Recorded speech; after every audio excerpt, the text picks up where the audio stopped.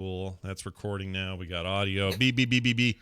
All right, we're good. Beep, beep, beep, beep, beep. Beep, beep, beep, beep, beep. And let's have a good old time. Audio. I'm going to try to pretend that I'm not exhausted. Why am I so tired tonight? I don't know why I'm so tired.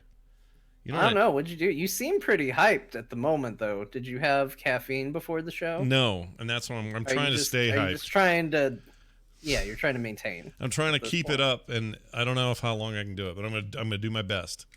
No, Benjamin. You've done your reps, and you're trying to stay swole, as they say. Yeah, Benjamin says low T. No, I did a shot yesterday for that. That was fun. Got another bum shot. Ugh.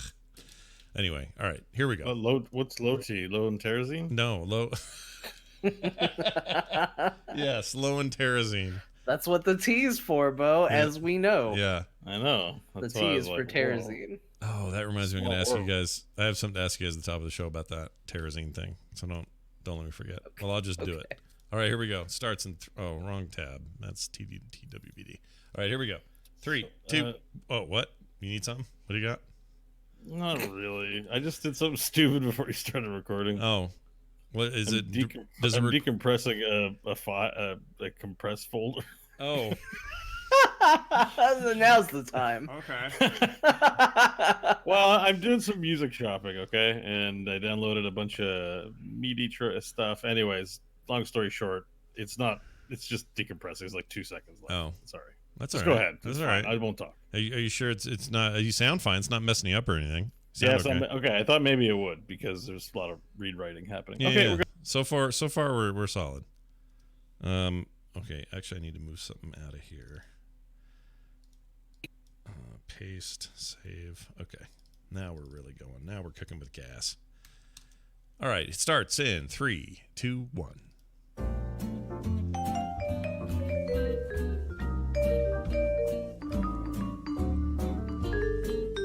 Hello, everyone. Welcome back to Core. This is the show about video games and the games we're playing and 3 friends talking about stuff. That's really what it is. Nice, relaxed, little Wednesday thing we do. Pull up a chair, grab a nice little drink. Starting to get cold outside, so maybe a nice warm drink, Kick your feet up, let it rip. Okay, I want to throw something out before we get started here, Bo Schwartz and John Jagger. I'm Scott Johnson. Here's what we're going to do. Hi. Blizzard Entertainment released the key art for their BlizzCon event this year. And there is what is from Starcraft you guys were always talking about, the mad scientist guy. What's his name? Not mad scientist, but Egon Stetmann. Egon Stetmann is in this key art. He's the only Starcraft. Yeah. He's the only Starcraft representation in the key art, and he's holding a tablet thing that looks like some sort of holographic projector, space age Starcraft 2 looking tablet. I have heard from multiple people that they believe that is a sign that there is some kind of Starcraft property coming to mobile devices. And I would like to ask your thoughts. Because first of all, actually before you answer, there's a nice there's nice representation of Heroes of the Storm, which surprised me. I just want to throw that out since we were formerly a Heroes only show. But there's great big Mecha Tyrael standing there. That's kind of a big deal. He takes up half the freaking screen, and is very cool. But what do you make of tablet holding StarCraft man? Does it mean anything, or is this just them having fun with everyone's favorite scientist beard man? I think it means they picked the best character to put on the thing. Wow. That's it. They had a wide litany of StarCraft characters they could choose from, and they chose the best, clearly. Okay. First of all, I agree, but second, that's not why they did it. He was just released as a co-op commander in StarCraft. Okay. And, that the same scenario happened. Mira Han, also a side character pretty much in StarCraft 2, was on a key art, I think the year before. Yeah, last year. But the difference with last year is, while she appeared on that key art, we didn't know what for until they announced it. Right? I mean, we assumed, but we didn't know. So this year, I assume nothing big's going on with StarCraft, so they don't feel the need to hold, to be mysterious about it. They're just put Egon on. He's great. So you don't think there's any hidden meaning behind him having that little tablet there, like any kind of... I mean, I am somewhat curious because he he's definitely not. You don't look at that character and go, "Oh, he's from StarCraft." Like if you saw any Protoss, a new one or otherwise, it'd be like StarCraft. And if you saw a new kind of Zergon, then you'd be like, "Look, StarCraft." You look at this guy and you're like, "Was there an accident? they put the wrong picture." Like if you don't know what StarCraft is, this guy doesn't scream StarCraft at you. He's not a Terran in Terran armor or some kind of mech or anything like that. Yeah. So I get it. Yeah. You see why a lot of people don't even, because they're not playing StarCraft at all, they don't even know who he is. So I had to point that out a lot. They're probably like, oh, they're making a survival game. Yeah. Yeah, because of his beard. Yes.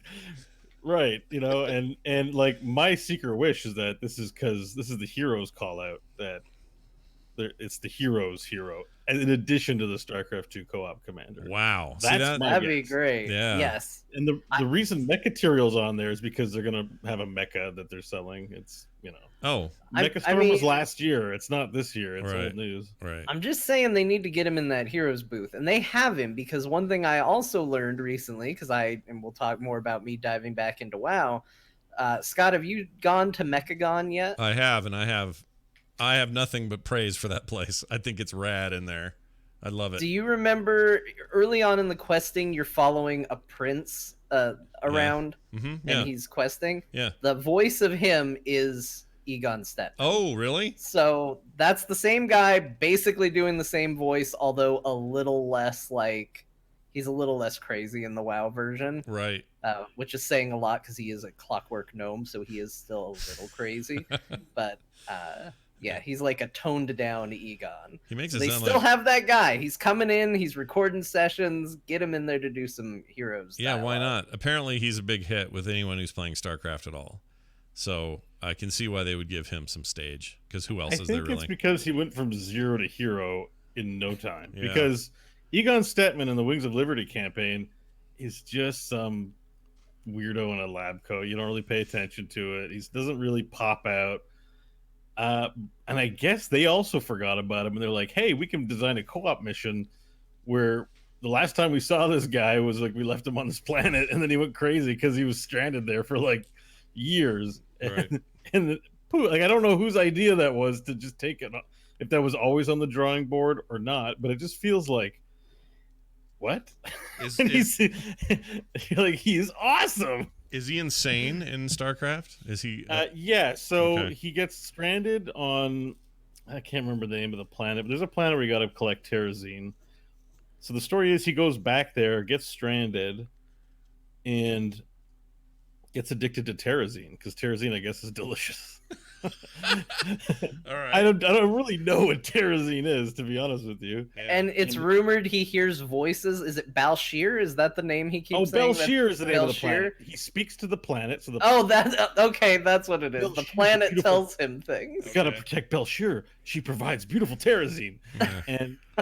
And the robots left to keep him company talk to him. And like there's one science droid he calls Gary that you as a co-op commander, one of your main units is Gary. Okay. The science, it's just a bot. It's just like a science vessel. Okay. But he names all of his he gives names to all of his robots and talks to them. And when they get destroyed, he gets really pissed. Is he? Is he the kind of guy that I would? How do I put this? He's a drug addict. He's basically a drug addict. Like his behavior and everything is that he's a genius scientist drug addict, and I'm sure you would not want to be friends with him in real life. Do you see him? You think he'd end up in Heroes of the Storm? You really think that? You think that'll be a thing? Yes, I think so because they know they've struck something interesting. The other interesting about it is that for all the violence and adult themes, it's kind of the only instance I can think of someone that is blatantly a drug addict in the Blizzard pantheon of character. Like he's Jesse Pinkman in a way. Like I'm just like, this isn't Blizzard's wheelhouse to have addicts. It's a family company. Well, I'm like, whatever he's addicted to, it's addiction and it's a drug and it's bad. I've put a video in our Discord here if you want to play some. This is nothing but his quotes from the co-op. Whoops, sorry, that was loud. All right, so let me play. I'll start it from the beginning. This is called Egon Stetmann, all co-op quotes. I won't play them all because it's 20 minutes, but we'll play a few of these. Here you go. Commanders, are you real? Sorry, I've been here a while, and the Terrazine, not the best for my sanity. It's not. He sounds like Tom Holland, Spider-Man-ish. Sure, He does, yeah. But he looks Skip like ahead. Skip somewhere fun. He looks like a grizzled old crazy person. All right, I'm skipping ahead. Here we go. Bots away! What? I thought it was funny. Oh man, he's just annoying enough to be endearing. Here, I'm gonna put him here in the middle here. Void Thrasher. I didn't know they actually exist. All right, there's A Void Thrasher? Here? I thought those were purely theoretical. No, it can't be. A Void Thrasher! Please tell me this is another hallucination! They're afraid of the Void. He's very afraid of the Void Slasher. Well, it's a mission. They're very specific, and they have variations, so probably they have literally every variation of Void Thrasher. Oh, good point. Well, that's a good point. The chat points out he sounds like Robin from Teen Titans. I think that might be who that is. Oh, that actor might be him? Interesting. We have to look that up. Somebody figure that out. Do the math on it. Let's play a little bit more. Commanders, you've done science a great service today. Now, any chance I could get a ride off-world? Okay, this isn't the same guy that on Braxis Holdout is going, oh no, the Zerg are coming out again. Oh shit, that guy. No, different guy from that guy. Okay, that could be him. I just mean from a thematic standpoint, they both strike me as a little nutty, and that would probably work. But since he's not in there yet, sure, put him in Heroes. Why not? Yeah, I don't know about if he'll be in Heroes or not. I'll play this for Bo. But if he is, that sounds like he'd be fun. There's nothing like a good drug addict in a video game, so I'm in for it. That sounds good. All right, I just wanted to bring that up. Now, the other thing I noticed about the key art, and I'm not showing it to the chat room, but if you guys wanted to look at it, you can. Just look for key art 2019 BlizzCon, and you'll see it. There is a conspicuous, and Blizzard's good at this. They know composition. There are a bunch of artists working there. They know how to do this stuff. In 2014, they had key art that was all set to go, and they had, again, unbeknownst to people, there was a chunk of space in the key art that wasn't filled yet. And you wouldn't really know that because the art is so well composed to start with that it could have been just fine on its own. But little did we know, Overwatch would be announced, and as soon as it did, Tracer shows up in the art.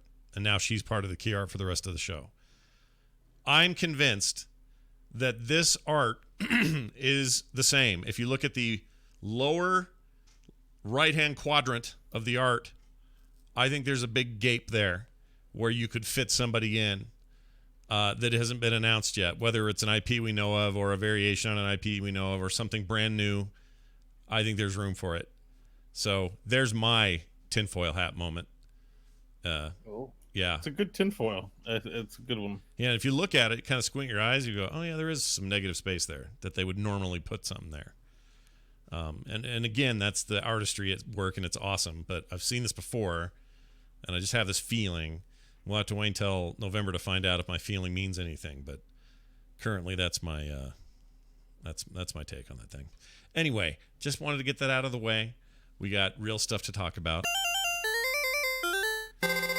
So I thought this was the big one because, A, we made very clear on the show, none of us are really the target audience for let's call it hardcore mobile gaming, okay? Like, we're not on the tips of our toes constantly going, oh, where's the next big mobile sensation, right? We're not really those guys.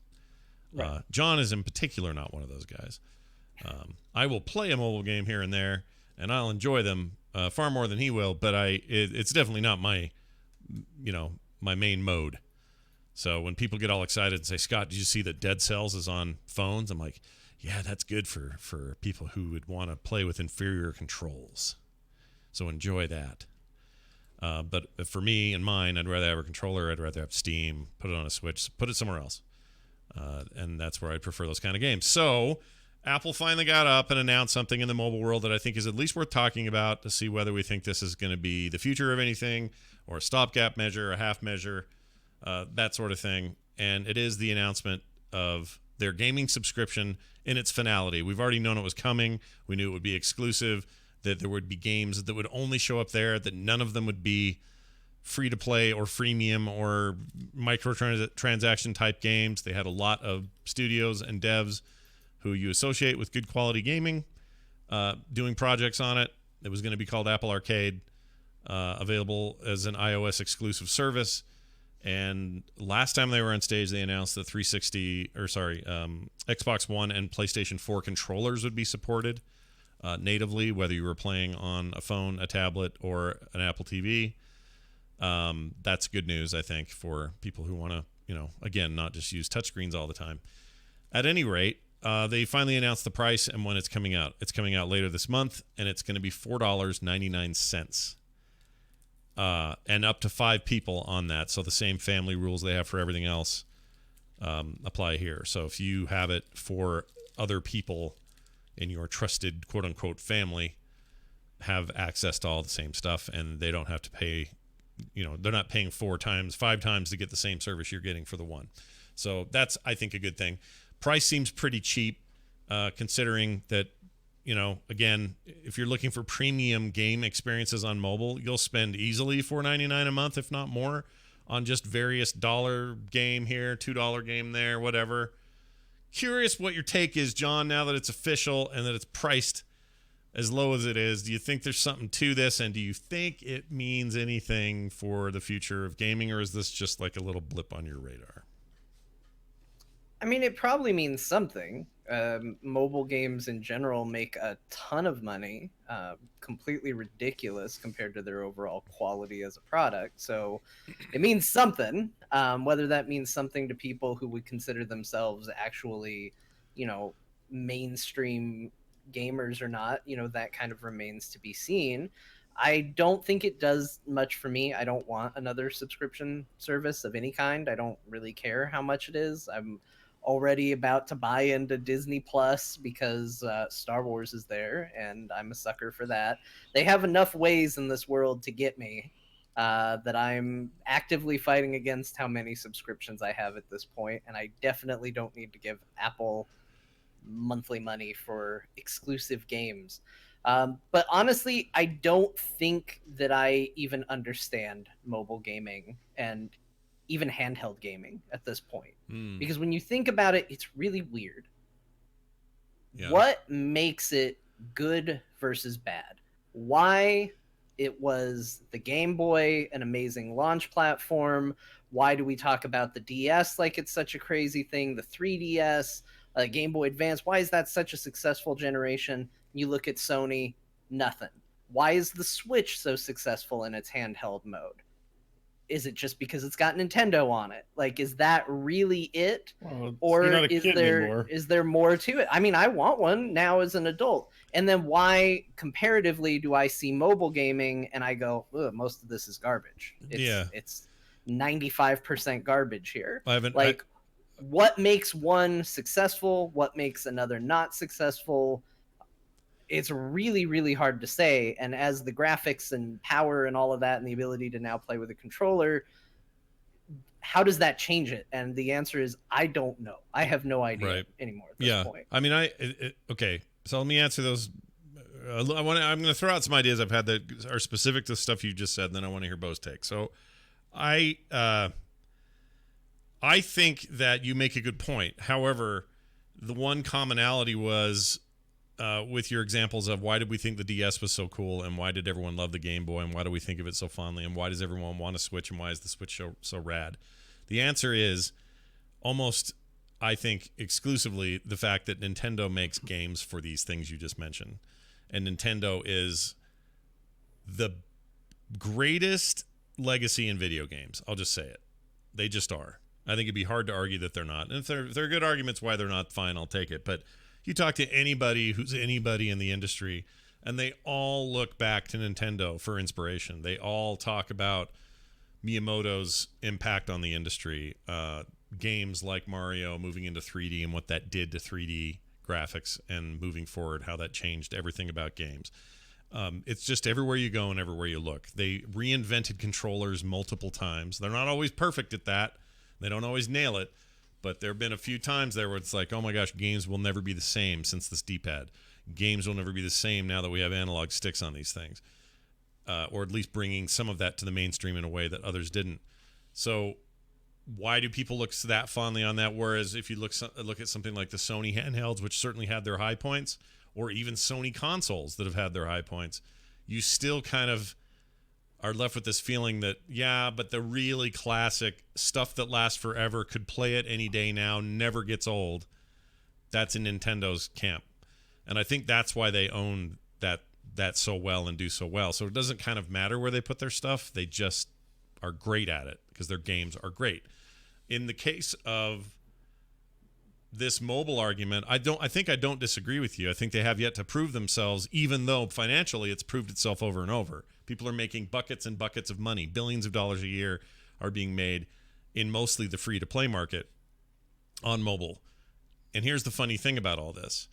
This Apple Arcade thing the biggest beneficiary of that may not be the players, may not be the industry as a whole. Who it may be are developers who are tired of that space being dominated by free-to-play games, when they would rather not alter their vision to fit one of those templates and instead build something unique, different, a fully premium experience, which doesn't do that well on mobile. What does well on mobile is download a free thing and get hooked on, matching gems for 10 hours.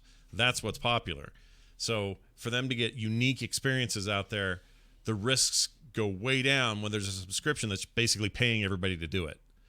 So I'm excited on that level, because it means these developers don't get hamstringed by, well, it's got to have 15 currencies, and we got to have loot boxes, and we got to do all the things that everybody has to do and limit our vision. We got to have energy, so you can only run the dungeon 5 times before you run out of energy. Like, they don't have to do that stuff. They can just go straight to, and I talk about parts of RPGs, and that's why I'm excited. I like a good touchscreen RPG when it's done well, and I like a good premium one, and I pay for those when those come around. But those aren't going to be blockbusters anymore. That's just not the market. I think this answers that, or potentially starts to answer that, and says, and forget about Apple loyalty or not. This is not about that issue. This is a major player in the industry that is putting a service out there that could have a potential impact on everybody from indies to big publishers and everybody in between, and it will serve that market the way that streaming audio serves musicians. Now, you could say, well, that's not worked out for a lot of them, Scott. I know there's arguments against that too, right? But there's never been an easier time for your band to get a record out in front of people than now. As an example, it's never been easier for you to make a podcast and get it out in front of people. It's hard because there's tons of people doing it, and it's extremely crowded, and everybody's fighting for the same, business. But that kind of opportunity is a big, open, new way of looking at things. And I think this could be mobile's way of getting out from underneath the weight of free-to-play freemium and into the sunlight, which is, is this a good game or isn't it? It doesn't matter because I'm paying $5 measly a month and I get to play all of it. Like, there's something about that's going to appeal to players, obviously, but I think the fact that they are getting paid no matter what as a developer and not worried about losing their shirt because nobody heard about their cool $2 game because it was $2, suddenly they have a chance. Bo, what do you think about all this? I just think we're not kids anymore. Okay. I mean, you took it really in a direction that I can't really add anything to. I just know that when John was speaking, like, who's playing it, I mean, the stuff's selling real well, right? Like, oh, yeah. No, as far as I know. Mobile is crazy. Like, so I remember loving Game Boy because, when we went somewhere where I didn't have my video game console at home, I could just play it wherever, right? Like, it could keep me busy. Parents were happy. I was happy. I remember playing the Game Boy a lot in the forest. Wait, you go in the forest and you'd play in the forest? That's cool. Oh, we go up home, and there'd be the cottage, and then there'd be places in the bush, and if I just whip that thing out, try to find somewhere where there's no sun, yeah, so that it didn't shine on the screen too badly.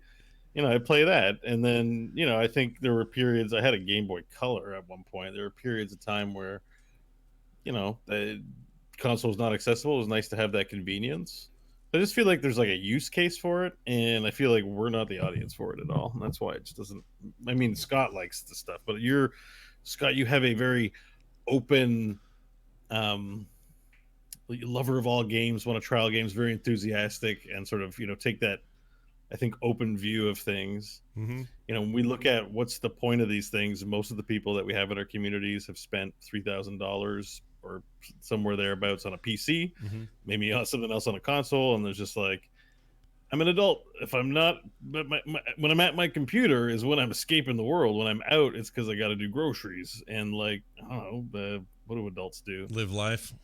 Yeah. Whatever it is you go do. I got to go to the DMV today or something, like, you know. And we've got podcasts. Like most of the time, if I'm out and about, like I spend about 40 minutes walking home from work. I can't play a video game. Yeah. I listen to shows on you know, that's, I don't need the game, but that's just because I'm 40.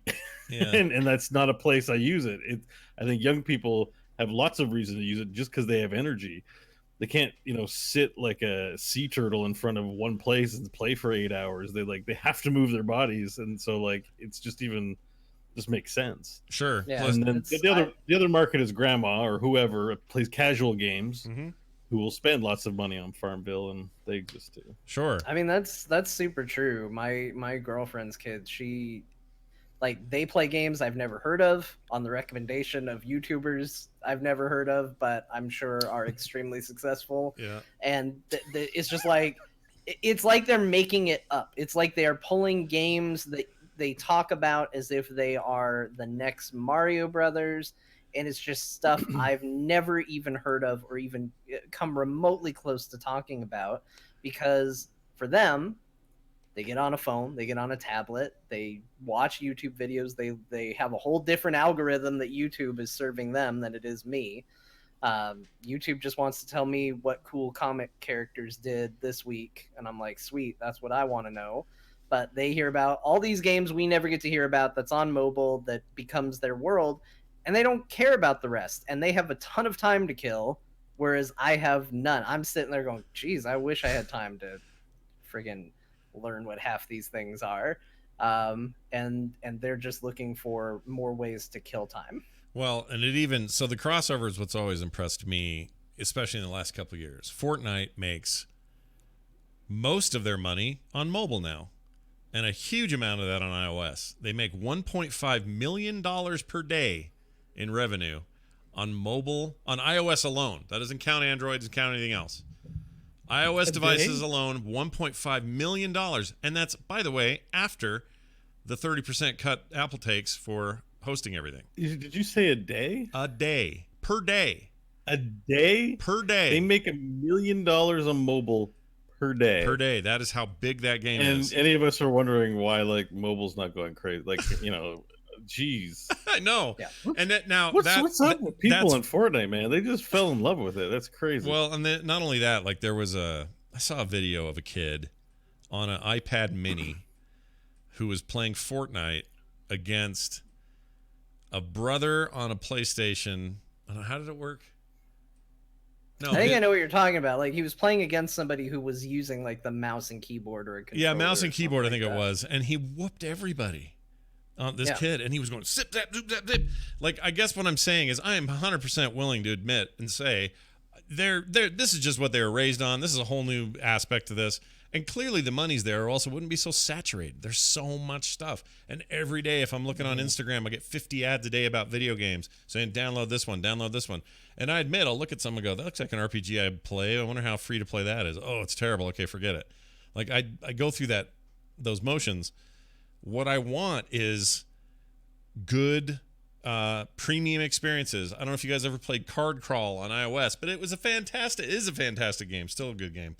It's a great little kind of solitaire-based kind of card thing that it's a medieval thing. Anyway, it inspires the hell out of me it makes me want to make a video game. I love that thing. The art is great. The play is great. They've made another game called Card Thief that was also awesome. And another game I used to really like, it's not even that old, I say used to as if it was ancient history, but in mobile it kind of is, right? Like, stuff comes and goes so quick. Yeah. But it was called Solitarica. It's also on Steam. That's the first one I've heard of that you've named. It is so good. So good. It's a great, great game. It's, again, a card-based RPG that I love, but it was a premium game. No microtransactions, none of that garbage, no timed anything. You just play it. And it's good design, and it's a good game. And I think those things should be allowed to find a way to thrive and flourish on there and not let this just be nothing but games produced by Tencent in China to just do nothing but suck dollars out of people who, don't want the experiences we want.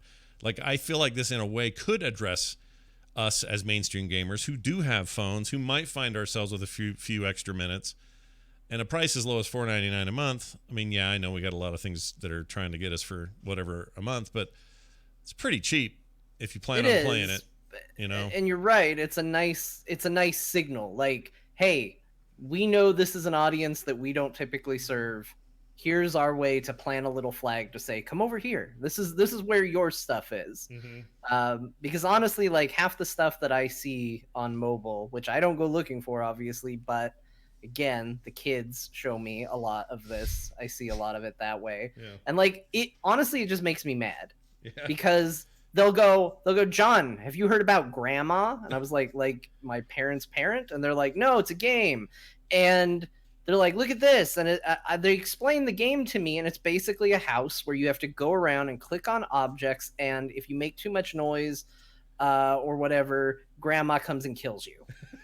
And I was like, this is Slender. You're playing Slender. Yeah.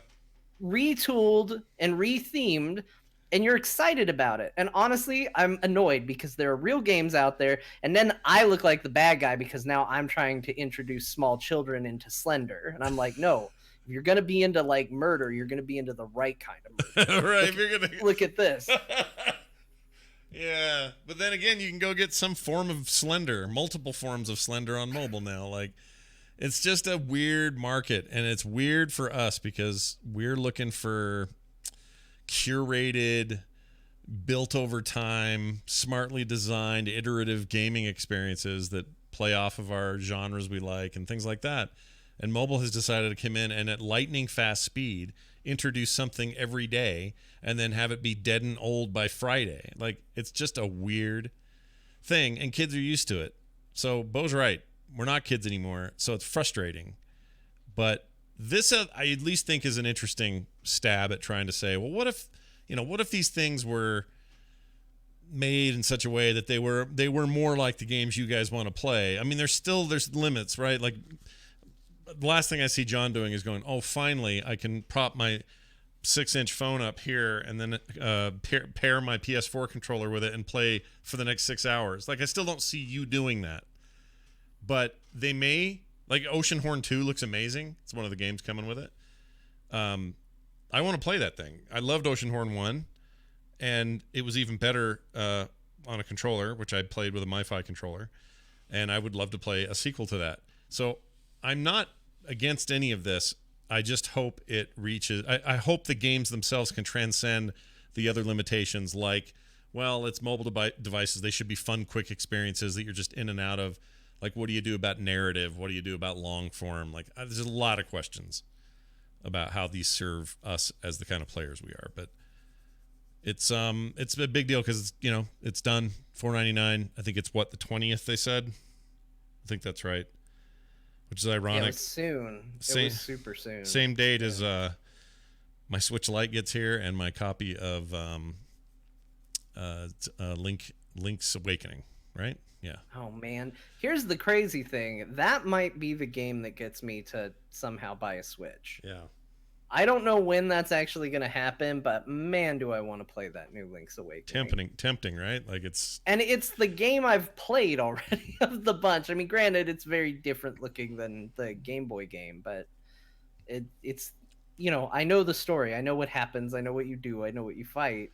But there's something so charming about how that game looks. You'll be able to make your own dungeons. Is that true? There's that. I didn't know that. Is that a thing? You earn like rooms. It's like part of the game is like you can earn dungeon rooms. Yeah. And as you earn dungeon rooms, then you can build out your own dungeons and then go Nuffle and riff them, basically. Can I share them with everybody and stuff? I assume I don't know if it has that. Yeah, but probably. You want to know how you have to do it? Codes. No, worse. What? You load them into amiibos. Oh no! Shut up. What? Yep. And then you give other people the amiibo to then scan into theirs. Mm-hmm. I didn't know you could write to an amiibo. That's crazy. Is that true? How are people not hacking the hell out of everybody's Switches by hacking amiibos? That seems like you would do that, huh? Well, here, hey kid, check this out. 562 ROMs on this amiibo. You should buy it. Give me $10. Well, I'm looking forward to Nephilim rifting as much Zelda as I can. But yeah, like Nintendo does have that one advantage, and even in their case, when they try to do mobile iterations of their stuff, they've never been full Nintendo games, obviously, but they've had their own quirks and charm from Nintendo. But the games themselves, and I don't count Pokemon Go in this case because this is the Pokemon company and has nothing to do with Nintendo, although they get a percentage of profit from it. But you know, games like that Mario Runner game, and they did what's the other one? They did the Animal Crossing one. Yeah. There was a Fire Emblem one. I don't know if Nintendo actually had any play in that. They might have. They did. Characters that appeared on their system. Yeah, they did. It's a Nintendo published and everything. It's just that those efforts, which are relatively recent, even then they just naturally feel watered down. And it's hard to say why, except for two factors. One, again, mobile gaming has this rap of being a free-to-play nightmare, and their games are all free-to-play that they've decided to do here.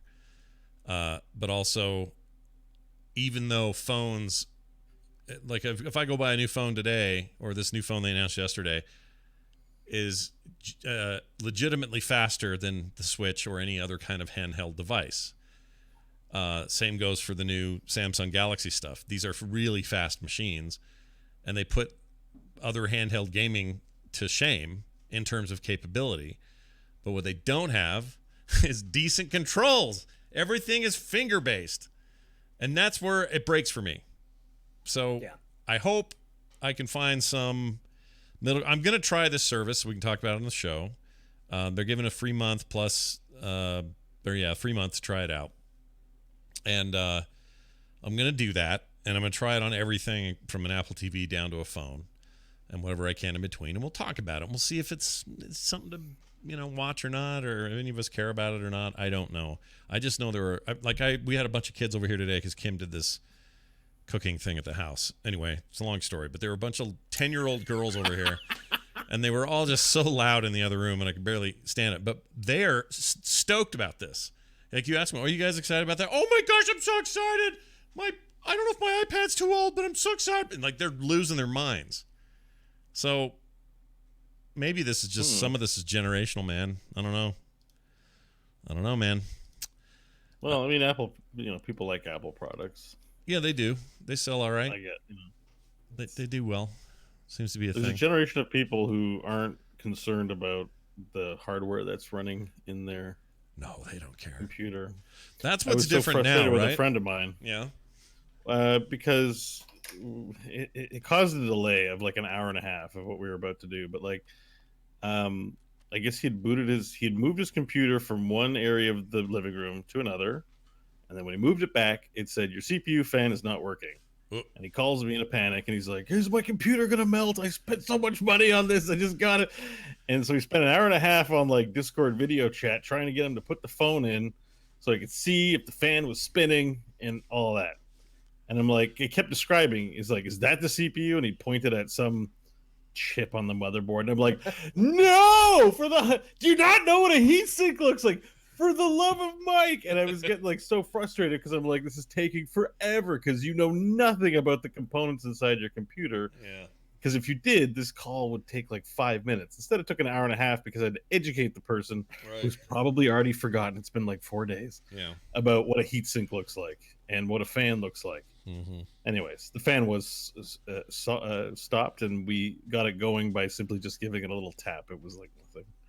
Anyways. Yeah. But that's you're right though. Everything is so the automated. Next generation, a lot of them are just like, "What's the heatsink?" Yeah, they don't know. They don't know, and it's okay that they don't know. Like that's their thing. Like when I was a baby, computers were mainframes and very expensive, and nobody could get them. Now they're ridiculously accessible, and I also don't want to build any more PCs. I went through that phase in the 90s. I don't want to do that anymore. But I don't have any judgment for it. No, I'm not saying you don't want to do it, but like what excites me, that giant list of gibberish when you buy a computer? Yeah. Yeah, that's exciting. It's pretty exciting. When I see a cute little box on Nintendo Switch, I'm like, Like when I see a giant pile of like system specs, I'm like, oh baby, Right. Where's $4,000? Let me earn $4,000 as quickly as possible so I can give it to you. Like that's what piques my interest.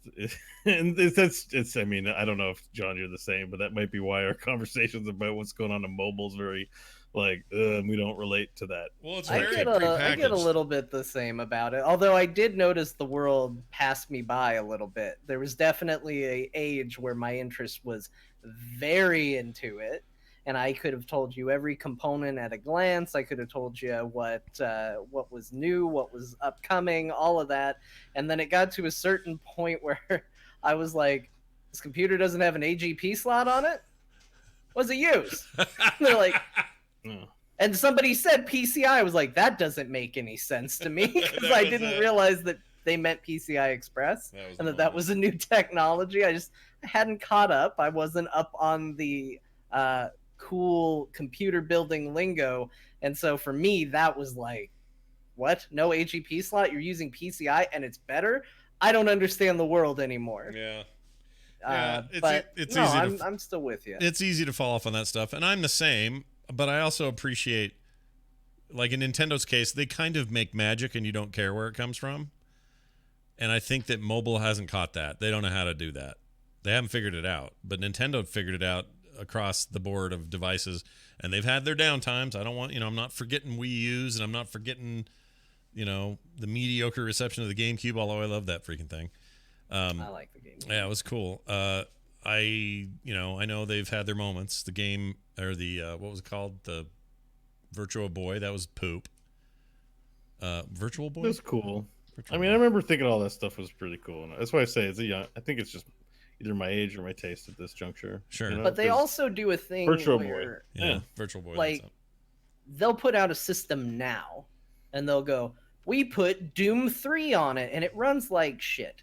And you're like, this is a modern console playing a game that came out when I was in school still, and it's playing terribly. But then you play one of their first party games, and it's one of the best looking things you've ever seen in your life. Yeah. And you're like, how does this work? It's like pumping magic out. I don't know. It produced, they know how to make magic. And in games, I think that's just crucial and needed. There's other companies that do this occasionally. I think Blizzard's had a great run of seemingly pumping out magic, having a bit of an identity crisis at the moment. But, for years, that was kind of their thing. Valve certainly has conjured that sort of thing up when they were making games more actively. I think that stuff's so important to this business. These little creative corners where you're like, you can always count on that. What's coming out of that shoot over there is going to be rad. And it's going to look amazing. And you're not even sure why it's so addicting and fun. You don't know why. It just is. Like somehow magic people are doing some dark magics behind a door. And first party stuff's always better too. Like, because you need skill sets. Like PlayStation doesn't code the same way as Xbox or Switch. So if you're a first party developer and you know the Nintendo architecture, you can leverage all the juice out of it that you can because you know that system. You're designing for that system. Yeah, that was more true in the past than third party now, games. Yeah. Port is a word that's thrown around, but like if you're even simultaneous launches, like I remember what was it? Was it Skyrim that had the huge problem with memory on launch on the PlayStation? Yeah, for that reasons, because it's like programmed for PC, and they got to program it for Xbox. There's a whole bunch of rework that they have to do because it's not one-to-one the same program. Well, back then you had the x86 architecture on PC. You had Microsoft was using a Power PC platform, which was an IBM platform at the time, and what was the other one I was thinking of? Oh, and Sony had their own proprietary thing. So doing that across the board was a pain in the ass if you ask any devs from the time. These days, a little easier. Xbox One and PlayStation 4 are basically PCs. So, you're seeing less of that problem. The problem you're seeing right now is PC games are looking better than the consoles and running better than the console equivalents at kind of a record rate. Like they need new consoles because we're just aging out of them is what's happening there. But anyway, someone brought up Nintendo Labo. That was very successful for them. They did really well with Labo. They have more Labo stuff coming out. Nintendo's weird, man. They're freaking weird. The kind of risks they take. are weird, and sometimes they work, sometimes they don't, but no matter what, you're always just like, yeah, Nintendo, look at that shit they're doing. But I've yet to play a mobile game where I went, man, the future of gaming, and I don't mean tech, I mean all the tech's amazing, but I never once went, oh, the future of games is clear now, and its new home is on mobile. Not once. But I'm sure some kid probably you has. You never played any Gameloft games and thought, geez, what an innovative game. Oh, I love it, dude. Dragon Gameloft again. You know what? They used to be the most, I don't know if they still do this, but in the day, every game they made was a direct ripoff of something. Every single game. Sure. Everything. Yeah. Literally everything. And like, it's hard to be mad at them because on the one hand, you know, they're the ones breaking in mobile cash. So, I mean, like, it's annoying, but also I get it, you know? Yeah. I mean, I guess that's actually a pretty fairly standard practice on most mobile stores is if you have a name, if you have a catalog of games that have had eyeballs and have been popular and you have the money to back it, you just find something that's addictive that can be monetized and you make a clone of it. Yep. And the search algorithms will favor you, the people will find you.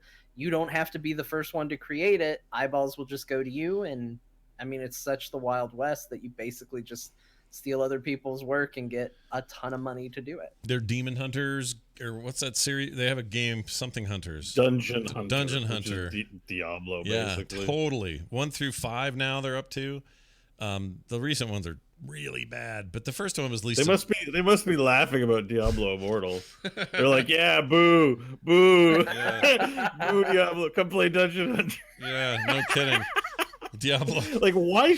Like, it's insane that we boo mobile games when Gameloft is out here just making money off all these innovative games. Mm-hmm. Like, you make an innovative game, and then Gameloft's like, oh, thank you. Yeah, they taking all the money. Like, if anything, more first-party developers should be developing mobile games in order to squash the parasites in the mobile world. Well, they're what was that thing called? Order and Chaos, the WoW clone that was on phones. I played that. It was ridiculously well made for a ripoff.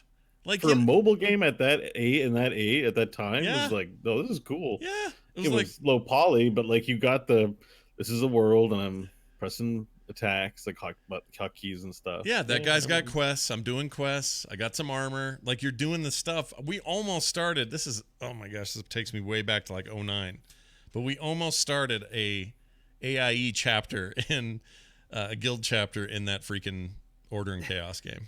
Yeah. This close. I played it for a little bit, actually. I don't know where I got. I think it was a swamp of some kind. Right. That's the other thing, is everything was just like, oh, nondescript orc who looks like every World of Warcraft orc ever made. And then now here's some people that look like the Alliance, but their name is like the Alley. No, if you want to see what a game looks like without the polish on it, like, those are the Gameloft games. It's totally. It's functionally what it's based on. Yeah. And that's about it. They even had a Starcraft ripoff that I can't remember the name of, but it was pretty legit. Like, I would play it and get annoyed. I was like, this is more fun than it should be, and it makes me mad. Yeah. And that was like, I wish the people that were booing Diablo Immortal like kept that in mind, that Gameloft has made 5 Diablo Immortals and Blizzard hasn't seen a cent of it. Yeah, and that's just one example. There are so many knockoffs of that stuff. Sure, yeah. Well, I mean, whatever. Diablo is so influential that I feel like half the games I ever play have they'll taken do well because Blizzard's, a recognized, respected brand and all that, and and if they do it right, I'm sure it'll go well for them. Yeah, but Dungeon Hunter has been around for like 10 years. Yep. It's not even funny. Like, it's not even funny how long they've been scooping up money off of other people's IP. Yeah, and not only that, 10 years for any other like proper game company would be like, 10 years of Warcraft or 10 years of whatever you get all excited about. This is just 10 years of plastic, like just nothing, like artificial air. Like, no one goes, Dungeon Hunter 2. Do you remember the times No, you don't. It's just 5 dudes in an office pod going like, man, this is hilarious. That's because Dungeon Hunter 2 isn't interested in giving you a good experience. Dungeon Hunter 2, like a lot of mobile games, is there to just make you remember the thing that it's lightly trying to be and go, oh yeah, I did like Diablo a lot. Yeah. This does remind me of Diablo. I admit to being suckered into it because I wanted. There was a long time there where I was like, man, why doesn't Blizzard do a version of their games here so I don't have to play everyone else's faker games? You know, and now the tides have turned. We're all Blizzard's literally doing this to themselves now. Yeah, they WoW are. Classic, if you want to make a real controversial statement, is nothing but riding the popularity of a thing that existed 15 years ago, and now it's the #1 game on Twitch. Yeah, no, you're right. I don't think that it's the game that's actually better. It's just been advertised well. It is a neat little, like, let's look back. It's playing on nostalgia. It's playing on your love for a thing that existed. It's playing on a, hey, curious, come look at this thing. It's attractive to a whole group of people, and you're sitting down and going, oh yeah, I do remember this. Like, they're basically playing off of nostalgia of themselves at this point. Yeah, the funny bit is you could fit, I was looking at the file sizes the other day, you could fit all of Classic on a phone. I'm not saying they should do this, but it's freaking tiny. It's like so tiny now. It's like nothing. You can put it on the phone easy. I kind of wish they'd do that. I'd play it there more. They should. You got a fat finger all over your abilities. That's fine. Look, I don't care. If you go back and you play a Paladin in Classic, that class could basically be a mobile game. Yeah. You basically sit there, you hit a couple buffs on yourself, you watch yourself hit things for a while. Yep. Then as your cooldowns come up, you put them back on and continue to hit things. Like, it's basically just an energy thing. You just watch very passively and just go, all right, well, I'm auto attacking. Yep. They should have put that buff back on me. All right, good. Yeah. Good. Sidian's right. But so I think Paladin's going to be easy because it'll be a definitely nerf to warriors. Well, they would just call it World of Warcraft Paladins, and that would be the mobile game, and it's just Paladins. That's all you play. Yeah, you just play a Paladin. Yeah, I think that'd be something. When things get tough, you hit your bubble, and then you hit your Hearthstone, and you go, all right. Sidian says WoW's back on back down to third on Twitch, but still, it's an impressive feat. Actually, WoW, good. That game's old as hell. Oh, I know. Like that. It's really old. It's like if everybody was suddenly playing Skyrim and it was number 2 and 3 on Twitch again. It's not that different from that. Like in terms of I recently streamed some WoW. Yeah. I've watched Bo stream a lot of WoW, so understand this is where I'm coming from when I say this. But WoW is like the most boring game in the world to watch be played. So I'm also playing Warrior, which makes it worse. Anywhere up there. It is worse. Anywhere up there is impressive because it's super boring. Yeah. I think the one thing that I like about it is because it is a bit more passive. You can have good interaction with the people watching. You can communicate back and forth and all that. It's not so twitchy that you like lose the chat and then have to spend 10 minutes at the end of a match going, all right, let's get caught up on chat. Like you can have a good social interaction while you're doing it, and that makes for a fun stream. So I see some appeal there, but like it's bad for the streamer because I died 3 times talking to chat. Yeah, that can happen. happen. I pay attention to my health bar. I'm like, I gotta cool off, max up my health, make sure no one's around. I'm just like, oh crap, I'm dead again. I was answering somebody's question. Yeah. It's interesting. I think that whole thing, I mean, I've said it before, I'll say it again, has been a really positive injection into the Blizzard community. But, you know, I'm starting to see it slip a little, not just in anecdotal ways. Like I'll hop into a WoW, which we'll talk about here in a minute because that's a whole nother thing. But I'll hop into WoW and I'll look at my friends list and it's full. I don't have any open spots. So there's always somebody playing something. And most of my friends, I'll say for the first week there, like 99% of my friends were playing Classic. Today, it's like, I don't know, about half of them are in there. And I know some are hopping back and forth and all of that. I mean, I can't keep track of all of them, but that seems about right. Seeing it slip on Twitch a little bit. The fact that it's at third is insane. Still, it's great. Like, I love all this. But it's, you know, we're now at that reckoning It'll point. definitely die off. Yeah, we're at this point where I want to see what starts happening. Part of it's explained by the people who were in my chat. Because some of the reason why I streamed so much WoW Classic this past week, because I wanted to play with people on voice comms and do organized stuff. Nobody watching is playing. Yeah. If a couple were playing, not on my server, The few people who did jump onto my server were too low level. Yeah. Because I got started. But the key is that a lot of people were responding that, oh no, I came here to watch and get the nostalgia from watching. And I was like, oh, that kind of explains the numbers. Anyone who still wanted to enjoy the nostalgia but didn't want to actually play it, are playing whatever game they're playing and then hopping into a stream and checking it out sort of that way. And I'm like, that makes a lot of sense. That's fine. Yeah, that's totally fine that they get it that way. I mean, Ninja was streaming WoW Classic. Yeah, sure. Shroud was streaming WoW Classic. He was part of nuts. All these people who are known for like first-person shooters were like, yeah, well, I played a lot of WoW back in the day, so let's do this thing. Like it's all these folks are going to go back to the games that they were playing now that the races are over. Yeah. And it'll probably settle into a niche thing. Yeah, I don't expect to see it on the top of Twitch games for much longer. And I want to, and at that point, I just want to know what Blizzard does. Like, if they, I don't know. That's the perennial question on the instance is, what does Blizzard do now that Classic is out and they see the response? Do they do anything?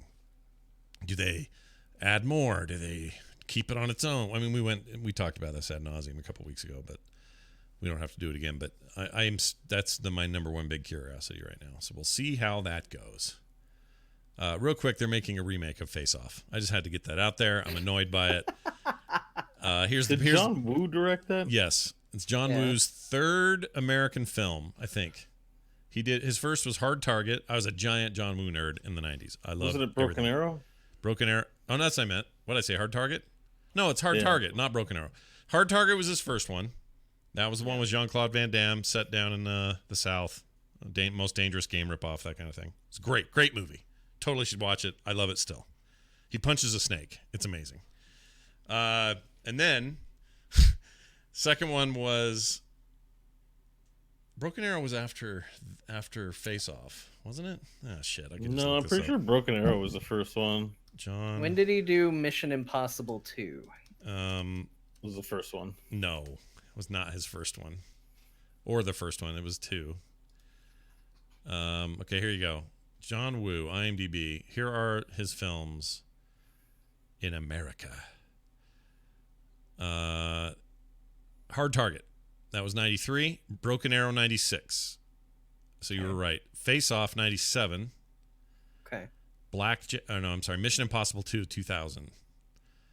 And then he did a lot of stuff no one watched, like Wind Talkers, Hostage, Paycheck. I mean, I've seen these, but I don't know if anyone else has. I bought the DVD on sale of Wind Talkers. I think I never watched it. You never watched it? It's okay. It's all right. It's not his greatest work. I don't know if it's bad or not. That's how uninteresting the movie ended up being. Here's what I'm excited about, though. He hasn't done anything for a while. He is making a remake of, I think, his masterpiece, The Killer, which was a Hong Kong film. You can still get. It's all, either dubbed or subtitled. An amazing film. And he's Chow Yun-Fat in that? Yes, or was. I don't know if he'd still be in this new thing or not, but he's making a killer Isn't that remake. The one with the big shootout scene that's famous? There's just the shootout scene. Oh, okay. I was gonna say, what, in a John Woo movie? You're thinking of ridiculous. I think really narrowing it down for everyone. I think you're thinking of the one that's now like. That's the one that had the dove in slow motion, right? Right, that's the one.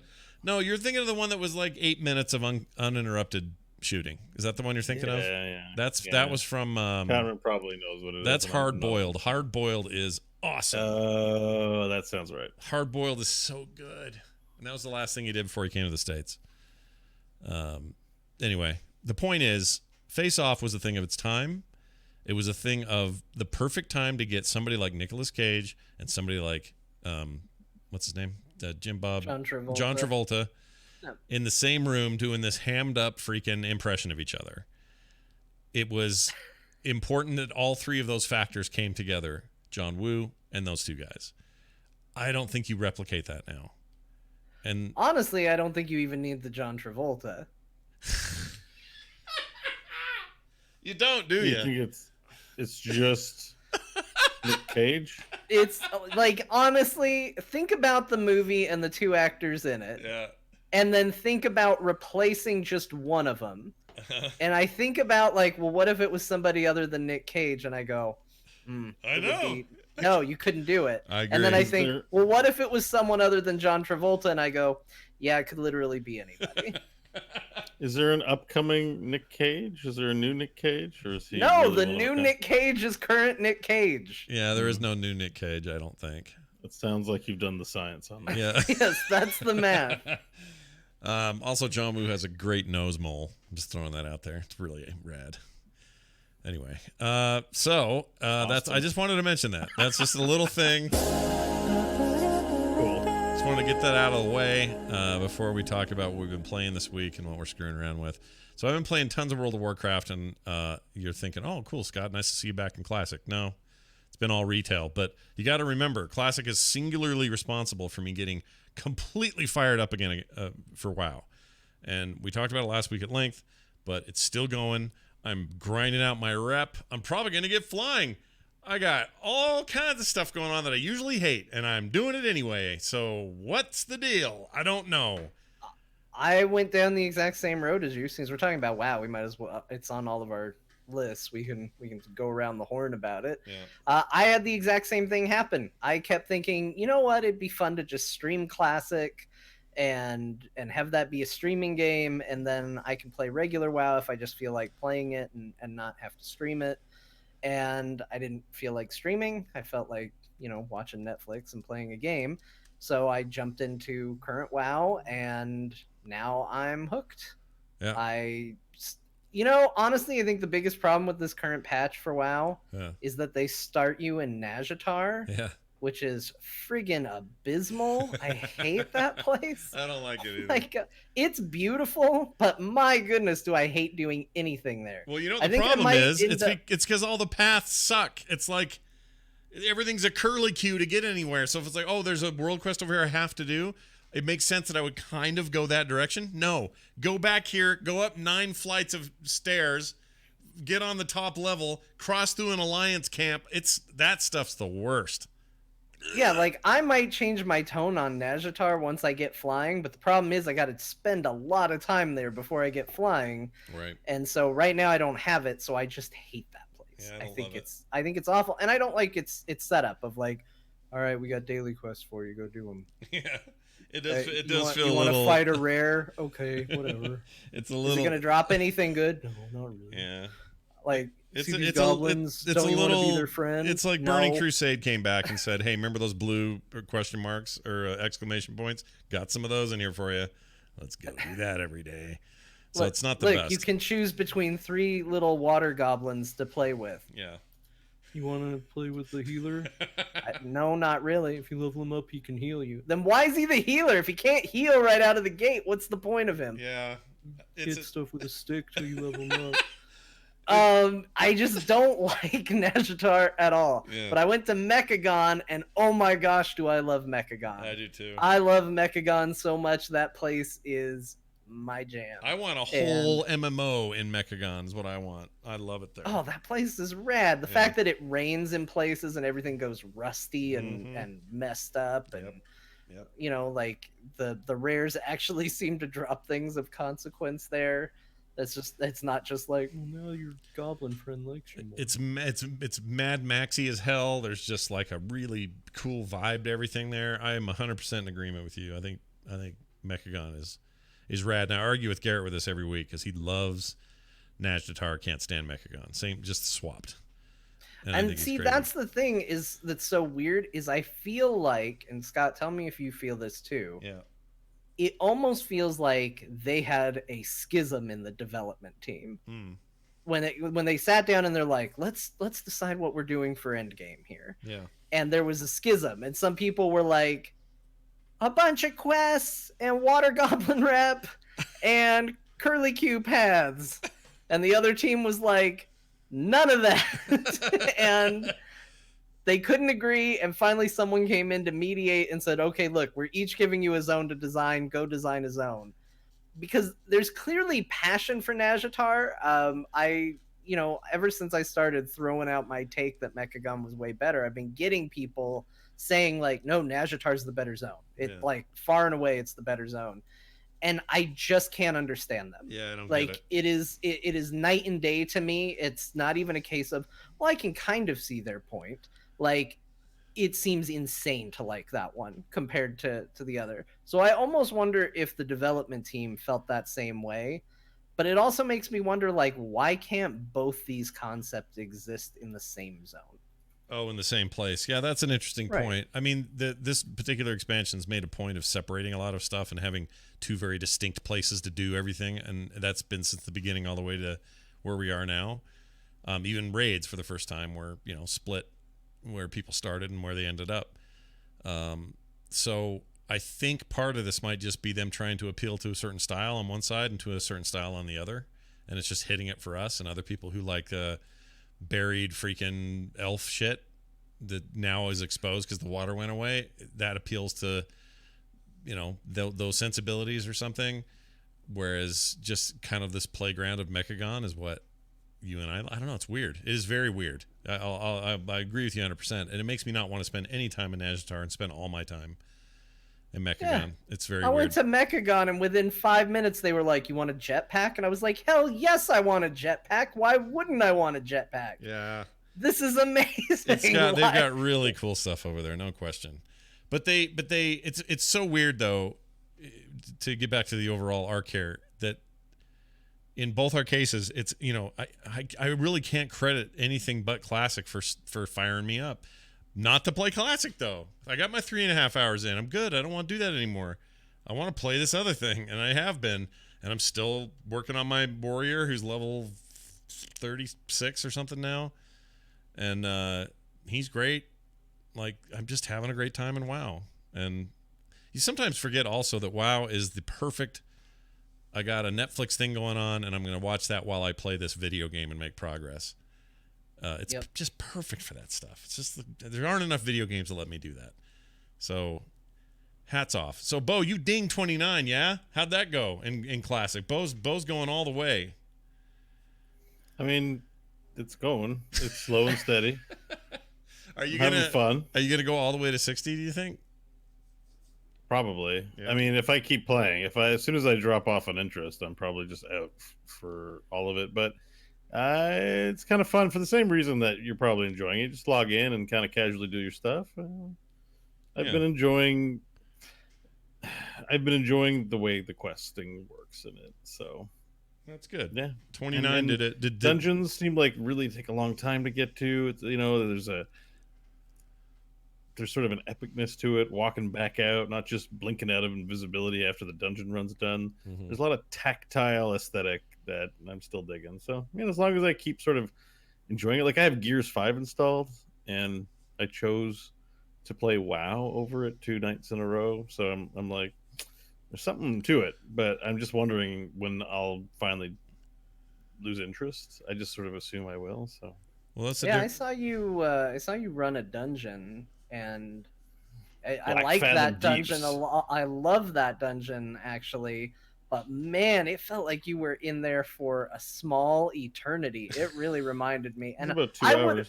I would have said that was like a tiny dungeon, like one that you can run super quick. You can do it in like 10 minutes in vanilla, 15 maybe. Really? At level? But that doesn't sound right. I mean, you can go do an old one, I guess, but... Well, when you're leveling up and you do LFD, you can get in there and do it quick. Some of them are even broken up into smaller chunks. So they don't. Yeah. It's like the Heroes of the Storm game design, where it's like what matches the last 20 minutes, so decisions are made to try and fit it into a certain amount of time. And I'm like, here I am, my 2-hour run of Black Fathom Deeps, and I loved it. I just loved this feeling of this is a dangerous place. I had to travel a long time to get there. Now that I'm here, there's danger around every corner. So I'm having a good time. It's so fun to watch people like you play who are really enjoying Classic that aren't dicks. Now, let me make a clarity point here. I don't think everyone playing Classic are being dicky, but there are a few who just refuse to just enjoy their game and leave everyone else alone. And I like your sort of approach to it, your more mature approach, and I think that's great. And it's so funny to me to think about this, but it's not just MMOs now that are that have lost some of that tactile thing you're talking about. I'm always on the hunt for just an RPG, single player, otherwise, that gives me that level of immersion that those first couple of years of WoW gave people. really hard to find.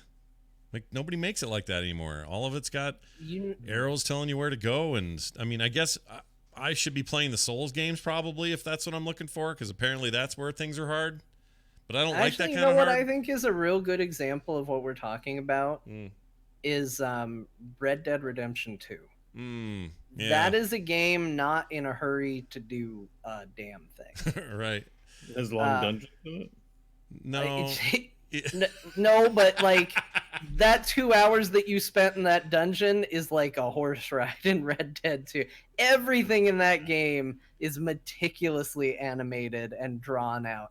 There is no like, all right, I'm gonna just put my horse here and leave. It's all right, I gotta get up, I gotta slow down. That's gonna take a moment for a horse to stop. Now I gotta get off my horse. We're not in a real rush to do it now. Yeah. We're going to get off All slow. right, we're off. Now let's make sure we've got the reins around the hitching post. Yep. Good, we're secured. Let's make sure we give the horse a little pat. Let them know life's good. Yeah. Is there fast travel in the game, now or did they let's disable just it? saunter around. I'm trying to remember the way fast travel works in there. You can unlock something in there. What is it? It's like a... You might be able to do like trains, maybe. That might be it. There is a way to unlock some stuff like that, but you're right. For the most part, that game is a more deliberate approach, and it makes you approach the world in a different way, and a lot of stuff is much more dangerous as a result. I think that's why I stopped playing it on PlayStation 4, not because of those reasons, but because I was like, I know this is going to be on PC, and I know I'm going to play it again there, and I know I'm going to play that with friends and their online stuff, so why am I doing this here? Like, it was going to be on PC? Oh, I freaking it. I think it leaked. Actually, there was already like a posting that existed that got pulled. Mark my words, it will happen. The thing that I find interesting about this, and Bo, you kind of reminded me of it, is like I don't have in my schedule time to go into a dungeon that could potentially take 2 hours.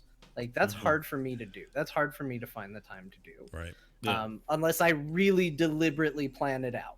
And if I was streaming, that's actually a really good time to do it because I can justify it as well. I'm doing something. But I think that game developers have kind of seen this trend to get away from all of that. And they've said, oh, we need to make our games tighter and faster and ways to do things quick and this, and let's do really set rhythms. And I think we're losing a lot of like what made WoW unique for that kind of languish pace. Like that evolved into what WoW is over 15 years. Right. That's a long time for a game to evolve and turn into something different. Now it feels like development tends to be on more, oh, let's develop at what current WoW's pace is, rather than let's develop things that are deliberately paced like what WoW Classic is. Right. So if there's anything that I kind of wish is like Scott was saying, I kind of miss those games. There are times where I want that. Yeah. There are times I don't. I appreciate that current WoW isn't WoW Classic, but that doesn't mean I never want to play a game ever that makes me dedicate 2 hours to a dungeon. Right. So I would like to see maybe not just a Blizzard lesson, but a company-wide lesson of you don't have to make a game that's just boom, boom, boom, boom, boom onto the next thing. You can make a game that takes its time and tells a story or builds an environment or builds a feel. Right. I think that stuff's just less and less these days. Everything's more streamlined, and in some ways I appreciate that and want that. In an RPG, I want to just get lost in the texture of the place. And also it could be that I'm just now desensitized to what that wonder is, you know? Like once you've played, I don't know, the first time I played Mario 64, I just remember being dumbfounded how amazing that world was to me. I just couldn't believe the depth and the what 3D did to that, and then how great that game was and how big it felt. Well, if I went back and played it today, I'd be like, oh my gosh, this is like a tiny smidgen of what like a new Mario game is. But, you know, our brains are weird and we get used to something, and once we've seen it, we've kind of seen it. But if Red Dead hits PC, that was partially why I did that. I'm like, if I play this hardcore here, I'm going to not do it on PC because I'll have overspent my time with it. So I'm going to stop here while it's still fresh in my head. I still want to play this, but I'm going to wait because I know it's coming. Guaranteed. I'll bet you next year, surprise announcement, bam, it's on PCs. 2020. That's my call. I'm calling it. You watch. All right. That's it for that. Oh, Bo, you and I both, I know John downloaded it. You got Gears on the hard drive. Oh, you have it downloaded, John? I have it downloaded, yeah. Can we play today? We should play. Why don't we play? We should totally play. We can try multiplayer in that. I played quite a bit, actually, of the campaign in Gears 5 and a bunch of multiplayer. A lot of it I was doing just so I could talk about it on the show. I think the campaign's super good. I think it's really good, actually. And I think it's also helping me that I haven't played since Gears 2 or end of 2, start of 3. Because I haven't been in that world for a while, haven't done these mechanics for a while. It's all feeling kind of fresh and nice. So I'm not feeling burned out on it or like this is too much like 4 or whatever a complaint might be. It feels pretty fresh to me, and it's been a while. And it's fun seeing characters I remember from those games who are now like presented as old. But are still kicking it. You know, Marcus Phoenix in there still yelling at the sky and doing what he does, and hearing those voice actors again is always cool. But anyway, I think the campaign's really good. I'm not going to get into any detail, just to say I think let's say we've come a long way. This game runs really good on my PC. It looks amazing, just a glitch-free, beautiful environments, just a wonderful to behold. I'm running it on the high texture pack, which is also super nice, whatever they call it. Nice. High-res texture thing. That looks really good. Here's my only complaint. The multiplayer stuff is actually fun, and I forgot how much fun even just deathmatch is. Because most of the time in deathmatch, and for so many years, it was like Call of Duty style. Jump up, pop up, beep, beep, beep, guy's dead. Just so frantic. There's no like planning or any kind of feeling of like strategy or tenseness in those games anymore. They were just wait till I get headshot and then come back in and do it over again. They just kind of got boring to me.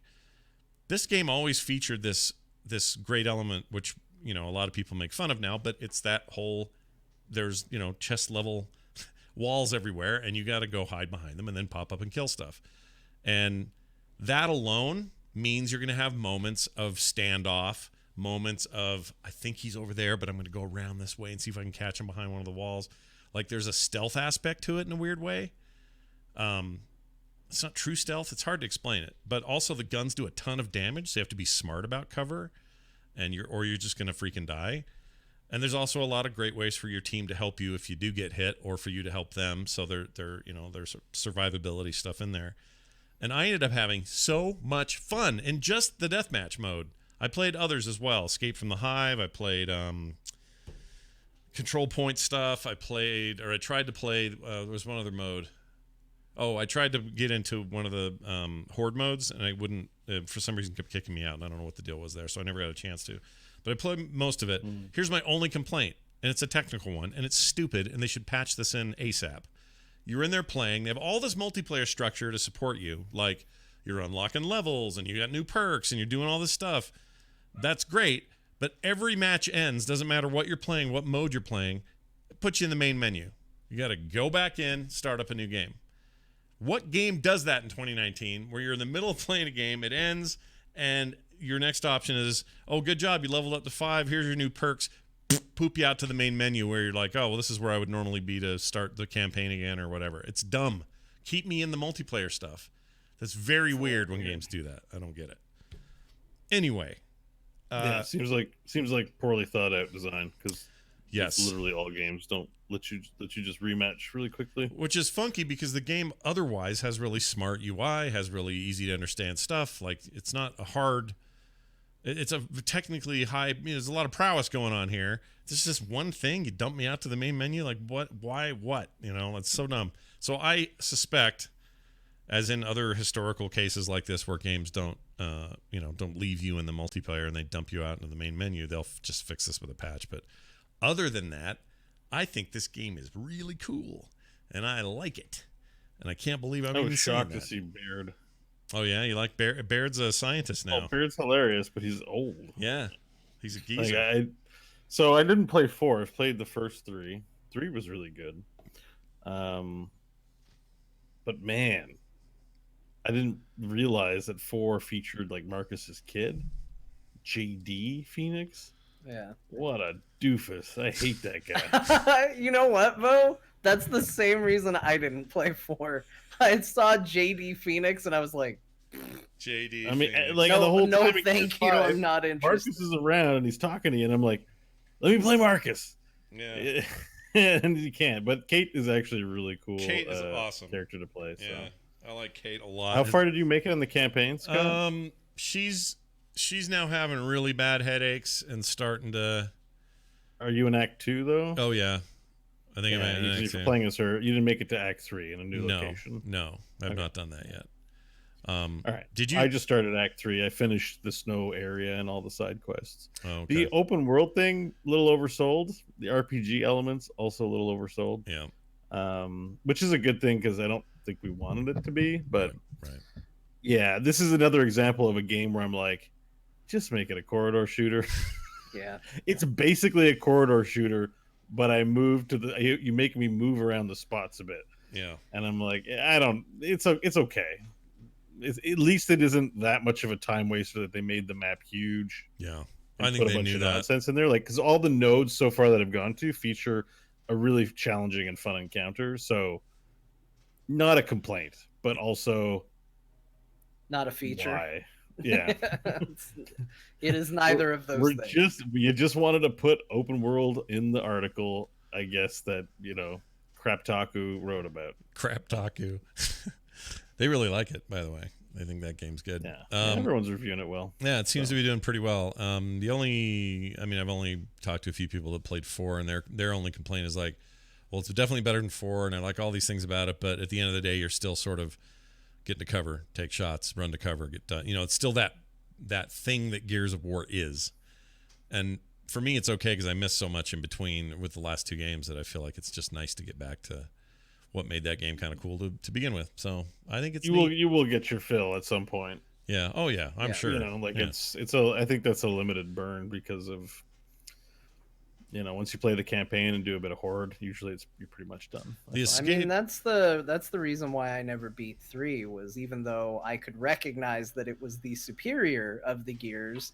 I went on a binge and played through all of 1, immediately followed by 2, and then immediately followed by starting 3 in a period of about a month, if even that. And by the time I got to 3, even though I was like, oh, this is a better game, I was like, it's a better game that I'm done playing. I can't play any more Gears of War. I'm sick of this. Yeah, did you have to do forced tutorial on all 3 of them? Like you had to relearn, not relearn, but like pretend like you're relearning all the mechanics every time you started? Because I hate that in these kind of games. I know. I remember a lot of times of, all right, let's go. And we're walking with our fingers in our ears. Okay, walking with our fingers in our ears. Great. Oh, because they do this all the time. Yeah. Baird, Baird, get the payload on top of the building. Baird. Yeah, so he was always yelling Baird and getting pissed at Baird. Well, his buddy was Dom, and there was Baird was the smart ass, so he got a lot of the heat. And then there was the Coltrane, baby. Yeah, Coltrane coming through, choo choo. Yeah, or whatever. He was great. It was such a dude bro series to start with, but I like that it's a little more macho. It's a little less of that now. It's got some ideas, and it's fun to watch that. It's still very much that way, but it's nice to see them. It is. I would say that Kate's pretty macho She's pretty macho. It's good. Yeah. It's a energy drink come to life. A little bit. I like their combo of, hey, we're Space Marines kind of it's almost Warhammer-y, and then other times you're like, oh, the architecture of this place is like, I don't even know what to call it. It's like Elizabethan mixed with I don't know what. They still have CRT monitors there. Oh yeah, they've got like laser guns and like power armor, and it's like here's a CRT monitor.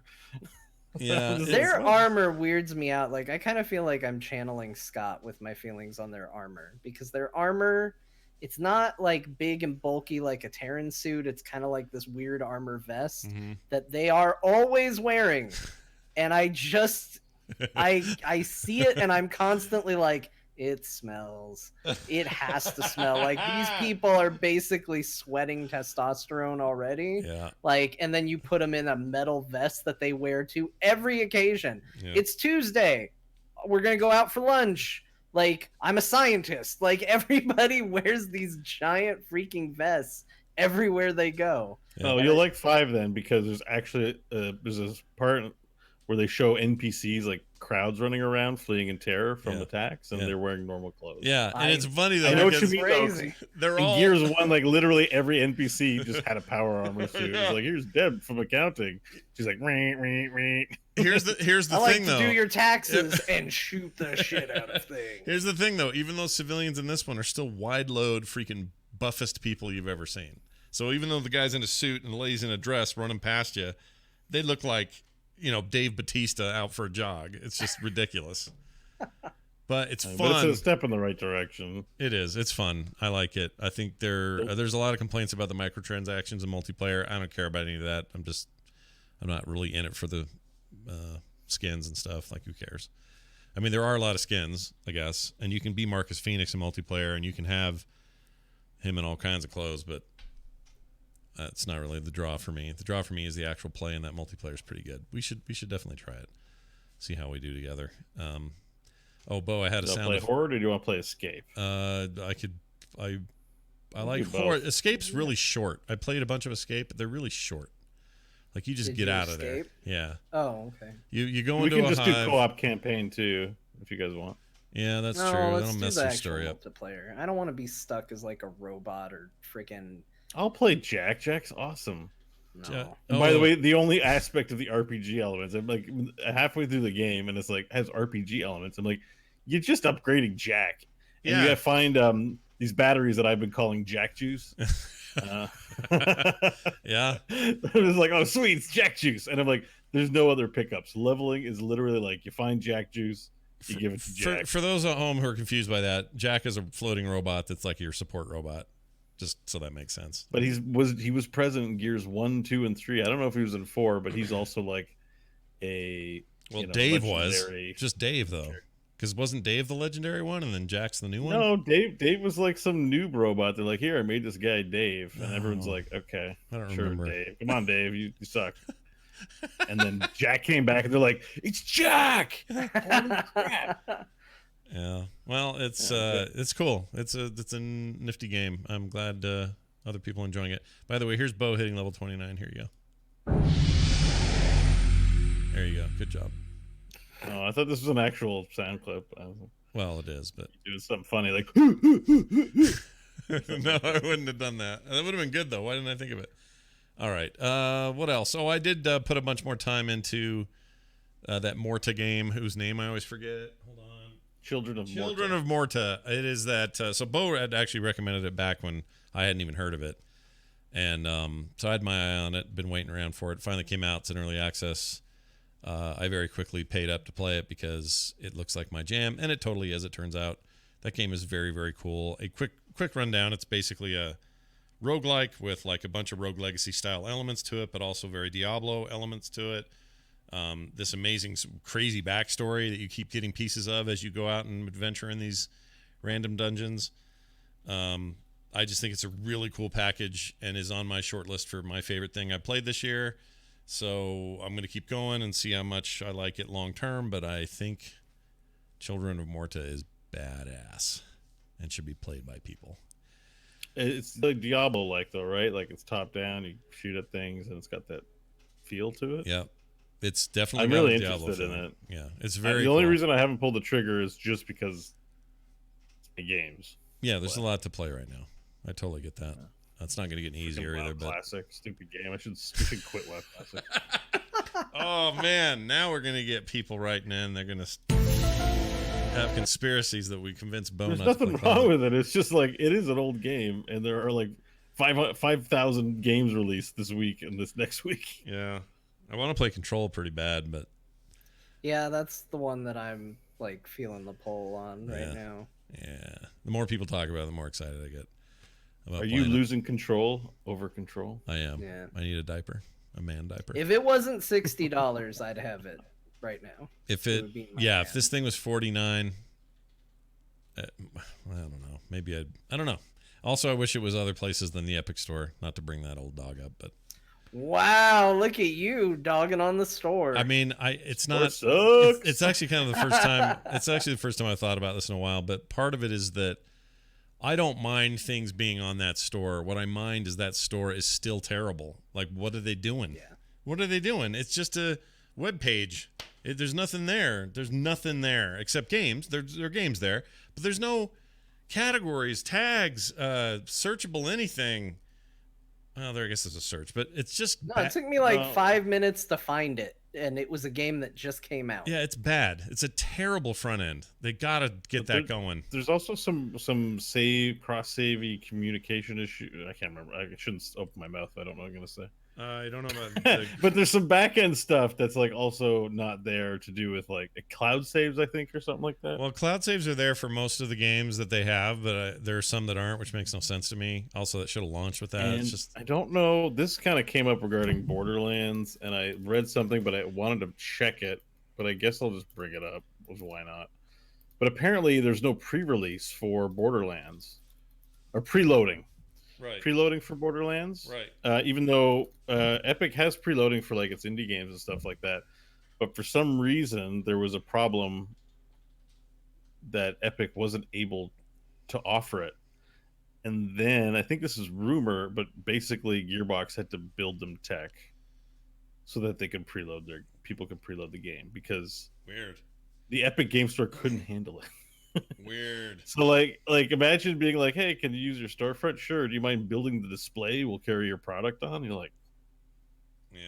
Okay. Well, plus they had the whole you couldn't get pre-release codes to reviewers. All the gaming press had to do. Yeah, there's some weirdness going on with that. Yeah, it's pretty funky.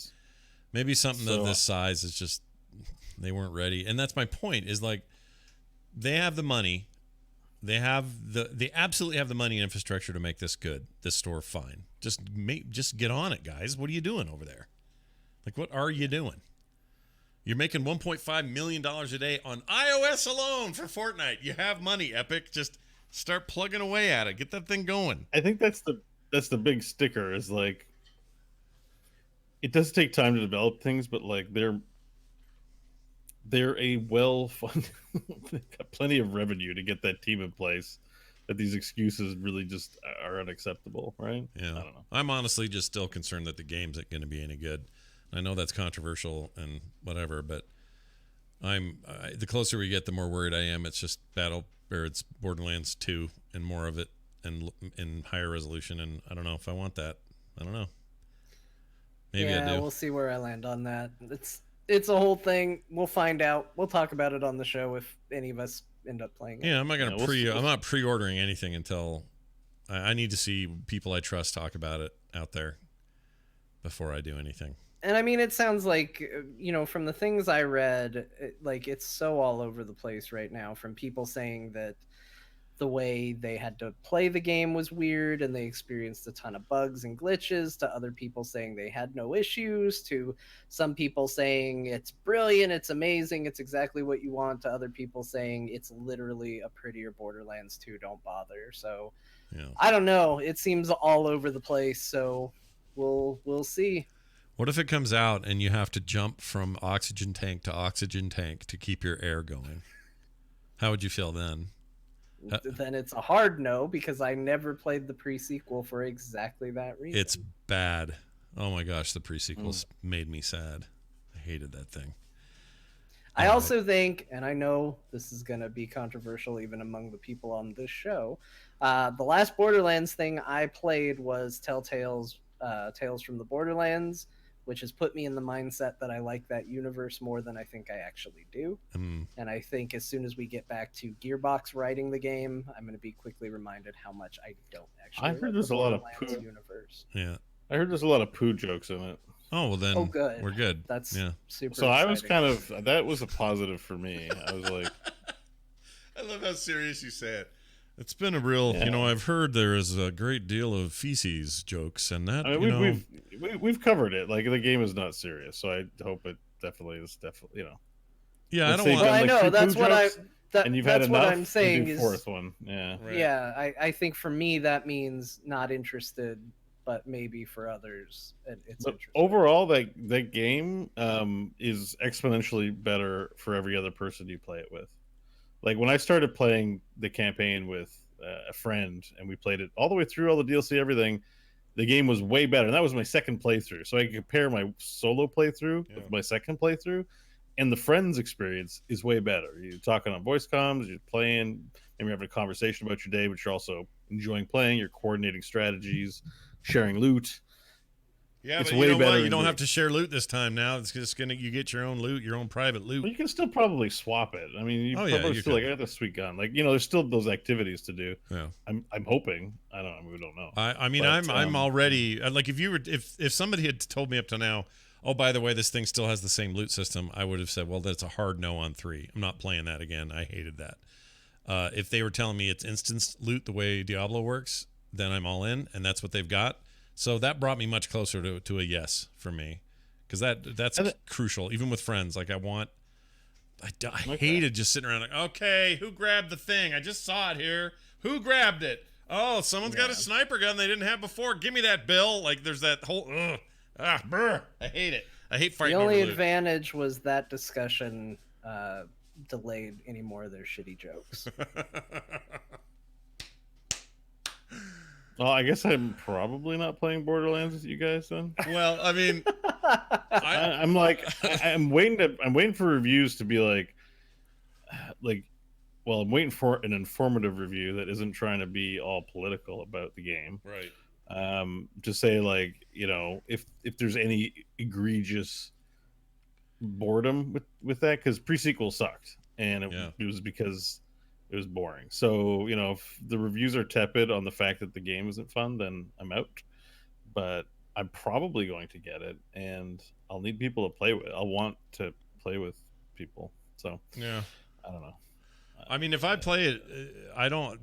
Playing with you guys is all I want to do. Like that sounds like the best idea ever. And it might be enough just for me to pull the trigger on that level alone. But I think what character you want a shotgun? Oh my gosh, I don't even know. I always go that soldier type. I assume you're gonna be Stanley. I want to be the Stanley guy. That's what I know him as. That's so funny that you say that, because that's what I call him, and that's not his name. Is that the mustache guy? He's got the mustache. Yeah, I usually play the Sirens, but I kind of like the robot dude. I have not fully decided. I want to hear what Scott would want to play, because if we play it together, that'll help me narrow it down. I want to know, or I want to play whoever the soldier equivalent is. Like the middle of the road guy who always has turrets and stuff. Is he in this? No. No? What's close to that? No, There's got to be something. It's 3 new characters. You've got let me open it up here. You have got the first one's Stanley Billings. So we'll just he's been claimed. Yeah.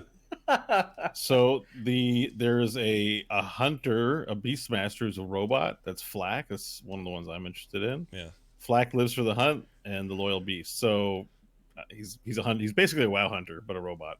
Then there's the Siren Amara, who's like a fist fighter, but also has magic powers, I guess, basically. I don't want that. And there's Mose the Gunner, which is a girl, but she has mechs. Okay, Iron Bear mech. She might be the one that I would go for, because she sounds like she's the closest analog to just brute force shooting. I don't want the lady who punches and does magic. Yeah, bot jock sounds cool. I would do that. So that's probably who I'd go with. So you got John is the assassin, or the Stanley Billings is the assassin, right?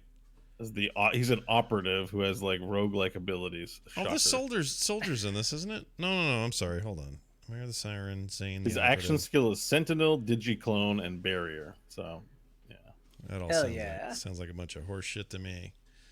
That sounds like exactly the way I play video games. Well, then I'm playing Mose the Hunter if we get this game. That sounds all right. Mm-hmm. It's just, I think the robot's cool, but I usually play the Siren person, so I don't know. It's a toss-up between those two right now. They went a very different direction with the Siren. I actually think she looks super awesome, but it's definitely a different direction than what the Sirens have been in the past. Kind of wish they gave us... I wish there were more class choices. I think 4 is a little low, but... You'll get them. The characters are You'll coming. pay for them later. Oh yeah, they're coming. Yeah. There's a lot of characters that were at it. A lot. 2, 3. There was the Psycho. There was the Mechaneer. Maybe it was just 2, but they'll add characters for sure. All right. I think the difference between 2 and 3 is this one. They're gonna have a 2019 plan for all their DLC. Because there's a ton of Borderlands 2 DLC. I imagine there's gonna be a lot. What one do I have to buy? What version of the game do I have to buy to get the little memory stick full of porn? Which one's that one? Medieval times. Medieval Times. Oh, the Medieval Times edition. All right, I'm going to buy that one. Yeah. That's what It's I'm gonna the Pitchford Parkour edition. Oh God. Google it at home if you don't know what we're talking about, because we're not getting into it here. All right. Well, that all is lovely. Let's do this right That's here. a good question. That's a great show toy. Yeah, it's a pretty good title. That's a great show title. Let's do a quick email from a listener. This is Nicholas Sanawa, and I'm not sure I'm saying that name right, but he says, our recent Star Citizen discussion. Say that 10 times fast. Here you go. During your recent episode, you had a great discussion about Star Citizen. I received a membership to the game during its initial Kickstarter, and I have dropped in here and there to see how it's doing in its development. There are brief moments when the game is really cool and delivers on the hype, but I'd say those moments last only a few seconds at best. It's still very buggy, and overall the world feels empty. Thankfully, I've never spent any real money or anything offered, or on anything offered, and I feel bad for those who have. At this point, I will go out and buy a hat, then eat it if this game actually launches. Wow. He'll buy the hat and then eat the hat. That's a dedication. But I like this email. You know why I like this email, Scott? Why? Here's a person who bought in, wanted it to be a thing, and is accepting it for what it is. Yeah. Because I feel like too often these days we get our preconceived notion about what it is, and even in the face of too much evidence to the contrary, we double down and we go, it's not bad. It is coming out. It is a video game. And Nicholas isn't doing that. Nicholas is saying, yep, it's got some cool moments, but it's still got problems. Yeah. So I think kudos to you for recognizing Star Citizen for what it is, which is actually a bummer. I'm not like rooting for that game to suck. I want a good game like that, but right. I'm the same. I want it to be good because I love games like that, and it has huge promise. Whether they can even come close to delivering on that promise is yet to be determined. Bo, you like a good space game? Go out there and shooting dudes and getting stuff? I mean, I've been waiting for it to release something. Yeah. I want to play Star Citizen super bad. I've been playing all these other games, and I'm now realizing I was a fool. Yeah. Because the game's not releasing, so I'll be in my deathbed going like, wait a minute, I can't die yet. Yeah. I never actually played Star Citizen because it never released. And yeah, I was gonna say in bed, and there at your bedside, your children will grab your hand and say, Doctor. I'm sorry, or they'll say, Granddad. Well, they'll call you Papa, Papa Bo. Grandpapa. They'll say, Grandpapa Bo, that game never did come out. No, and then you'll breathe your last breath and be dead. That's how it'll go. You know what's going to be awful is that game's going to wind up being the like in memoriam game for Gary Oldman, Mark Hamill, like all these amazing actors they got to be in their game, and that's going to be the thing that comes out after they're all long gone when that game finally comes out, and it's going to be like Raul Julia in Street Fighter. We're just going to look at it and go, "Oh, that was the last thing." Oh, I know that Raul Julia thing was a real bummer because no one thinks of him in any other context anymore. He was such a great actor. He is great in that movie. It's a bad movie, but he is great in it. No, he never phoned it in. He was always working. He was always great. Yeah, that dude was rad. He was going to be in it. He was going to give it his all. If you gave, let me say this: if No Country for Old Men was 20 years previous, when the Coen brothers made that movie, he would have been, what's his name with the cow killing gun? The freaking pressure gun. Oh, that would have been interesting. And he would have been great. That would have been a very different take too, I think, but a good one. Yeah. Like I don't think necessarily bad. Flip the quarter, he'd say to that guy at the gas station. Oh, I love that movie so much, you guys. I'm going to go watch it. Not right now, but soon. For like the 10th time. All right. The movie's a good movie. It took me a while to get over the way they just kill off the one character. So like that was a hard pill for me to swallow when I first saw that. It was to me too, but it's so the Coen brothers. It grew on me. Yeah, it's like what they do with Fargo does this. The Fargo TV series does this. They're just so good at that shocking moment. Oh, the Fargo TV series, when they killed what's her name in the last season. Spoilers. I got so mad. Yep. She was so good in that season. She was incredible. And then for her to die, I was just like, what the hell was the point of this whole thing? Yeah, no, it's very Tarantino the way they handle death in their stuff, in their serious stuff. And 4 is in the works, and I'm cannot wait for season 4. I cannot wait. Oh my gosh. Chris Rock gonna be in it? I hadn't heard, but when they do weird casting, I get excited. He's the main character. That's great.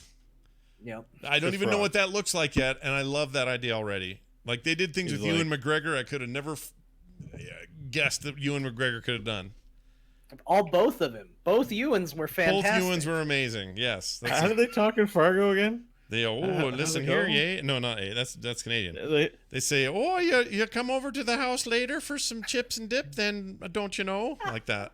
Okay, thank you. So they'll be like, bullets should cost $5,000, eh? You're doing it. If bullets cost $5,000, they take their bullets back. Confirmed. Canadians cannot do Midwesterners. They just can't. Anyone recognize that? That's weird because it's so close to the Canadian stereotype. Right. They're very similar. Where it's like, so that's your friend back there in the chipper. Then that whole thing. Oh, there's a big. So the little guy. What's wrong with the little guy? Yeah, like that. The heck do you mean? Yeah, because they're both up there in North Dakota there, and you'd think they'd all be able to do it then, but they can't. So that's perfect. So John, here I have a project for you. Watch Chris Rock's Bigger and Blacker, and then do it all in a Fargo accent, just like John Jagger in Bigger and Blacker. Oh, is he gonna do that accent? That would be amazing. Well, I don't know. That would be good because you think, oh, okay, it's not a white person, so they're gonna talk, yo, I'm in Fargo. Like, hopefully he's like talks like everyone else, and he's like, if bullets cost $5,000, they take their bullet back. And it's just Chris Rock doing his stand-up bits, but with that accent. I'd be so curious to see how the stand-up holds up under that. Like, is it just funny because of the accent now, or is it still legitimately standing? I don't know. I don't think I've seen that. I mean, my favorite joke from the Fargo TV show is the prostitute that he hooks up with in the first season, going, yeah. So hold on a second. Let me ask you this: the stand-up you're talking about, is that the one where he admits that he was like uberly hooked on porn for years, and that's why he got divorced and all that? Is that the one? What? Yeah, there's a Chris Rock stand-up thing on Netflix, I think. I'm sure it's there, but like Bigger and Blacker. No, this is older. Is that old? Okay. This is like him in his prime. Bigger and Blacker was like his like. I mean, at the time that I watched it, everyone was like, "You've got to watch the Truth Bombs and Chris Rock. It's the best thing ever." It's just like exploded. Yeah, and I think it still holds up. I think. Hang on, I'm going to quotes.net for some Bigger and Blacker quotes here. Wow. Doctors don't cure shit, eh? They don't cure shit. The last disease doctors cured was polio. And when's the last time you met someone with polio? All right. You know what? The accent thing's not a bad idea.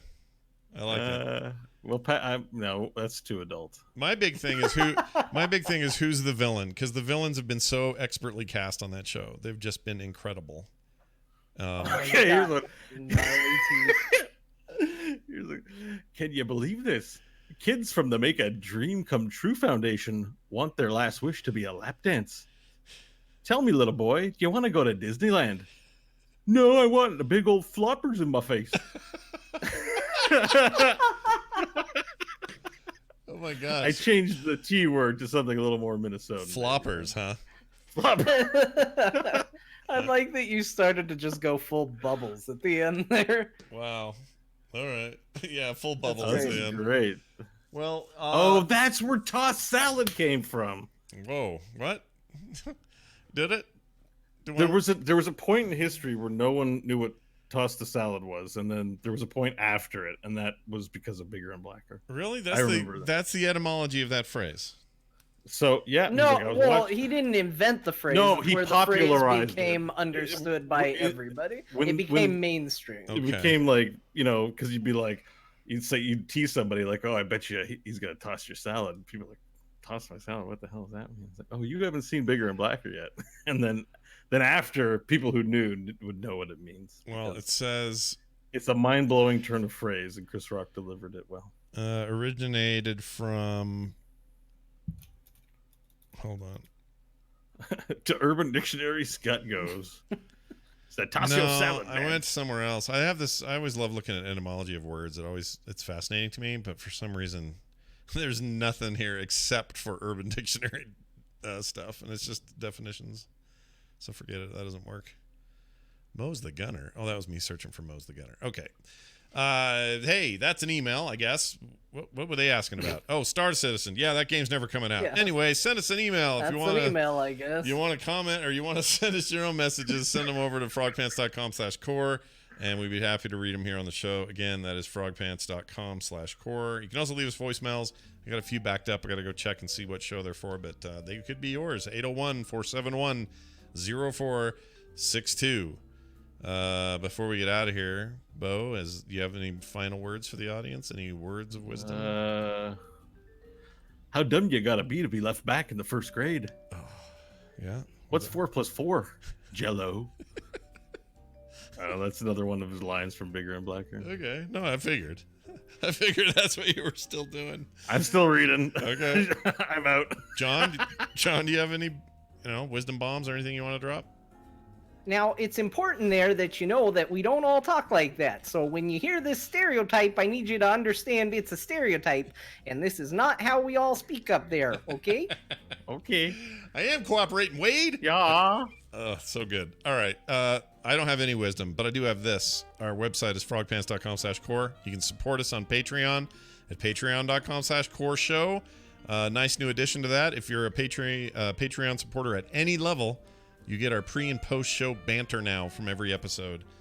Just shows up there on its own little RSS feed, blocked behind the Patreon. So go join us if you want to listen to some of that stuff. Only a few of the streamer people come and get to hear that. Now you can too.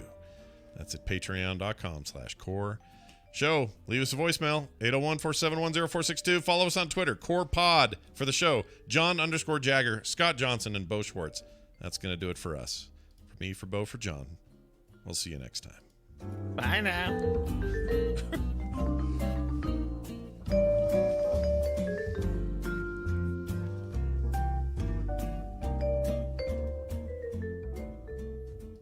This show is part of the Frog Pants Network. Frog Pants Network. Get more shows like this at frogpants.com.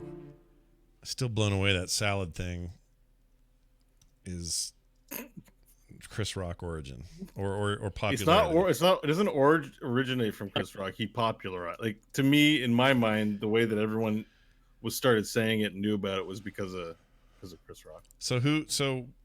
Where did he get it? Now that the show's over and you don't have to, we can now go R-rated. Yeah, give it to me. Chris Rock, YouTube. We can now go R-rated. Tasio salad.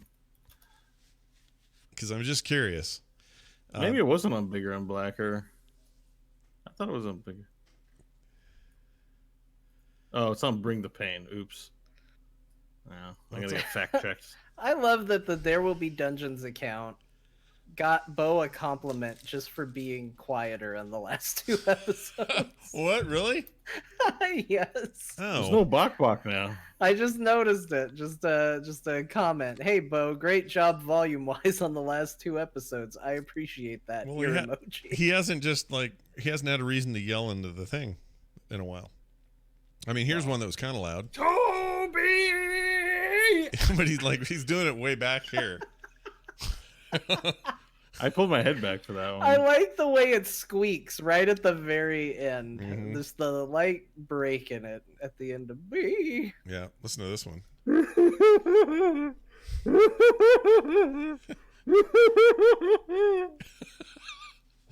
You made her cry, Stanley. Yeah. Or this one. It's actually scary. Yeah, that's pretty good. Yeah, I don't like it. Did you? I managed to clip when I was singing the song. You know how you sang through the tunnel shaft and got through, and you told her to sing, and then she died. Yeah, I should have capped it, and I didn't. I could though. I'm singing a song about spiders. I have a lot of. You've heard that one before. Remember this? He was a bread lord. I have so many things from you. Like you doing the whole. We can sell a CD of like royalty-free samples for someone's. Well, last week you said this. You said this last week. If you want to get serious about it, I'm up for building phalluses. So, and that made me remember. I forgot So just patrons and streamers will hear this, or stream watchers. John, what happened with the No Man's Sky thing? Did you...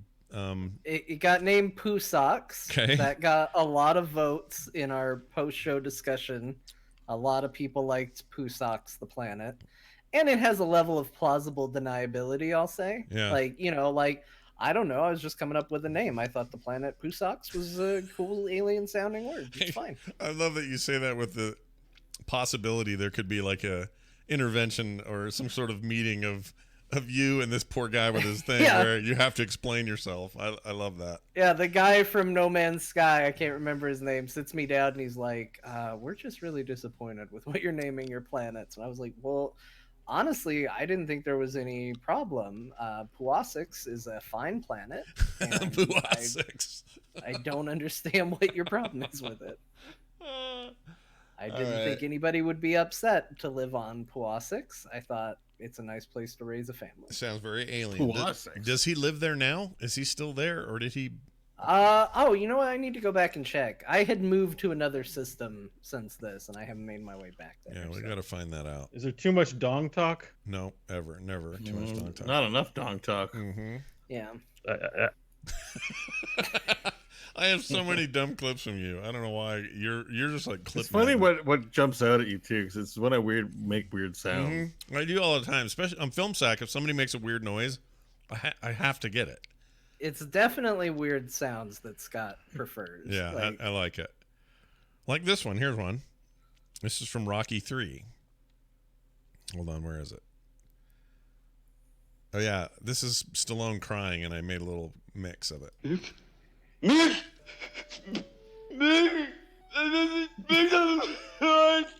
Oh my god. Out of context, that's rough. I know, it is. What are we even listening to? It doesn't sound like crying at all. Oh, and this is the other one. This is Mickey saying pretty good. And I just like how he said it. Pretty good. Pretty good. So you could ask any question you want. How's that salad? Pretty good. Did you have a good poop? Pretty good. Yeah, like you can just do anything with it. So I always look for that kind of stuff. Or this one where Sylvester Stallone breathes in deeply through his nose and makes a whistle. So listen to this. This is pretty good. I love it. Just a full-on whistle, man.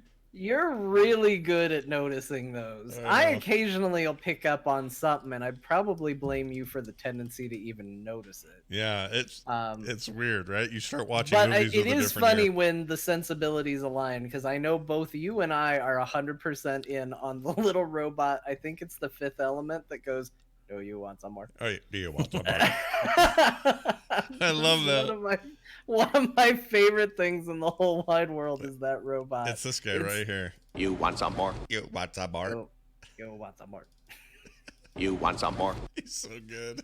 And he says it so many times. He's just quietly standing in the background saying it over and over again. Yeah, I for whatever reason, I just have an ear for it. Now I'll watch things, I almost ruin things for myself because that's all I'm listening for is like some weird sound somebody makes like this. I'm such a kid. That's my sister making weird noises on the show. Here's Jury. What's the, like, what does that even mean? Bill Duran. Pat Robertson makes a weird noise. Whoa! I don't know what that was. Wow, Play that it was again. good. He goes, bip, bip, bip, bip. He's probably like, what these... Is that he burped with his mouth closed and went... What Yeah, it these, sounds like what a these stifled homosexuals don't know about life. Like he's probably ripping on somebody, some minority group, and then he went. He's the same guy that had the lady that did the Guitar Hero thing, where she was talking about how video games are killing kids or something. Oh, here it is. She said this. Isn't there a guitar that's called something Hero? Oh my gosh, dude. Yep, that famous guitar Called Something Hero. Uh-huh. That's funny. She's the That's one. hilarious. Anyway. Now, I'm trying to stay a part of the discussion. That's it right there. That's everything in her life. I feel like I do that on this show, though. Really? I don't think. Yeah, but you're not trying to be relevant. You're trying to think of something you can't remember the name of. She's like, I'm going to try and be a part of this discussion about a thing I know nothing about, but I'm going to speak authoritatively about I've heard some kids say guitar something, and I don't know what it is, but I'm going to bring it There's up. some guitar called something hero. Isn't there a station that you can play? What? A station you can play? Isn't there some kind of box that has an X on it? Oh, Xbox. I get it now. PlayStation. When I worked at GameStop, I literally had a lady ask for a Game Box 2. Game Box 2. And I said, okay, that covers all of the systems. Can we narrow it down to one? Yeah. Game Box also. Yeah, I would like the Game Box 2. Yeah, The second of the long line of Game Box video game consoles. That's ridiculous. Well, listen to this. That's my favorite short yell. I like that. Who's that? It's just some guy. I heard on a YouTube video. Some guy. Now this is Bubbles. I've got cops. I just thought that was funny, so I captured that out. I was feeding the geese.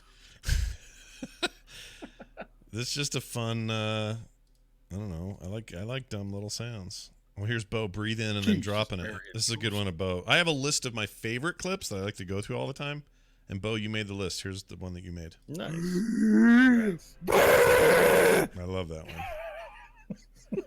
That's so intense. Actually, you both made this list. So did let's see, Kyle did for this one. It's like the Forbes 100. But yeah, it totally is. Gross noise, verbal noise. Here's Kyle's. Now, be sure to inspect the buttocks. I just thought that was so funny.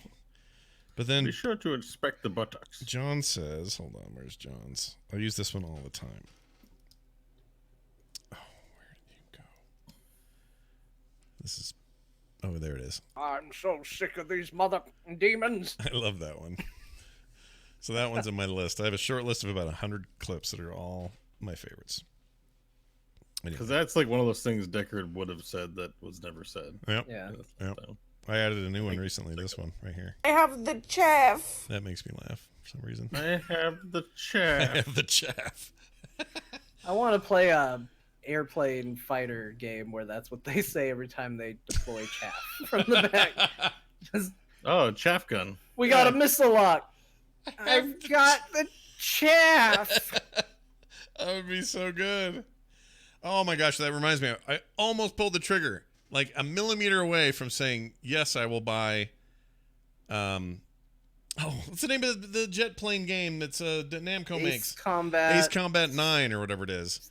100. Yeah, I almost got it because those games are great. They look incredible. They play incredible. And then the stories are the stupidest, ridiculous anime stories that are just so over the top stupid. Oh, I got to get that game. That's a stream game. I got to stream that shit. That's what happened there. It's going to drive you crazy. You're going to get to the anime parts and be like, no, I hate it. I mean, when it's that bad though, I kind of am into it when it's like leaning into it.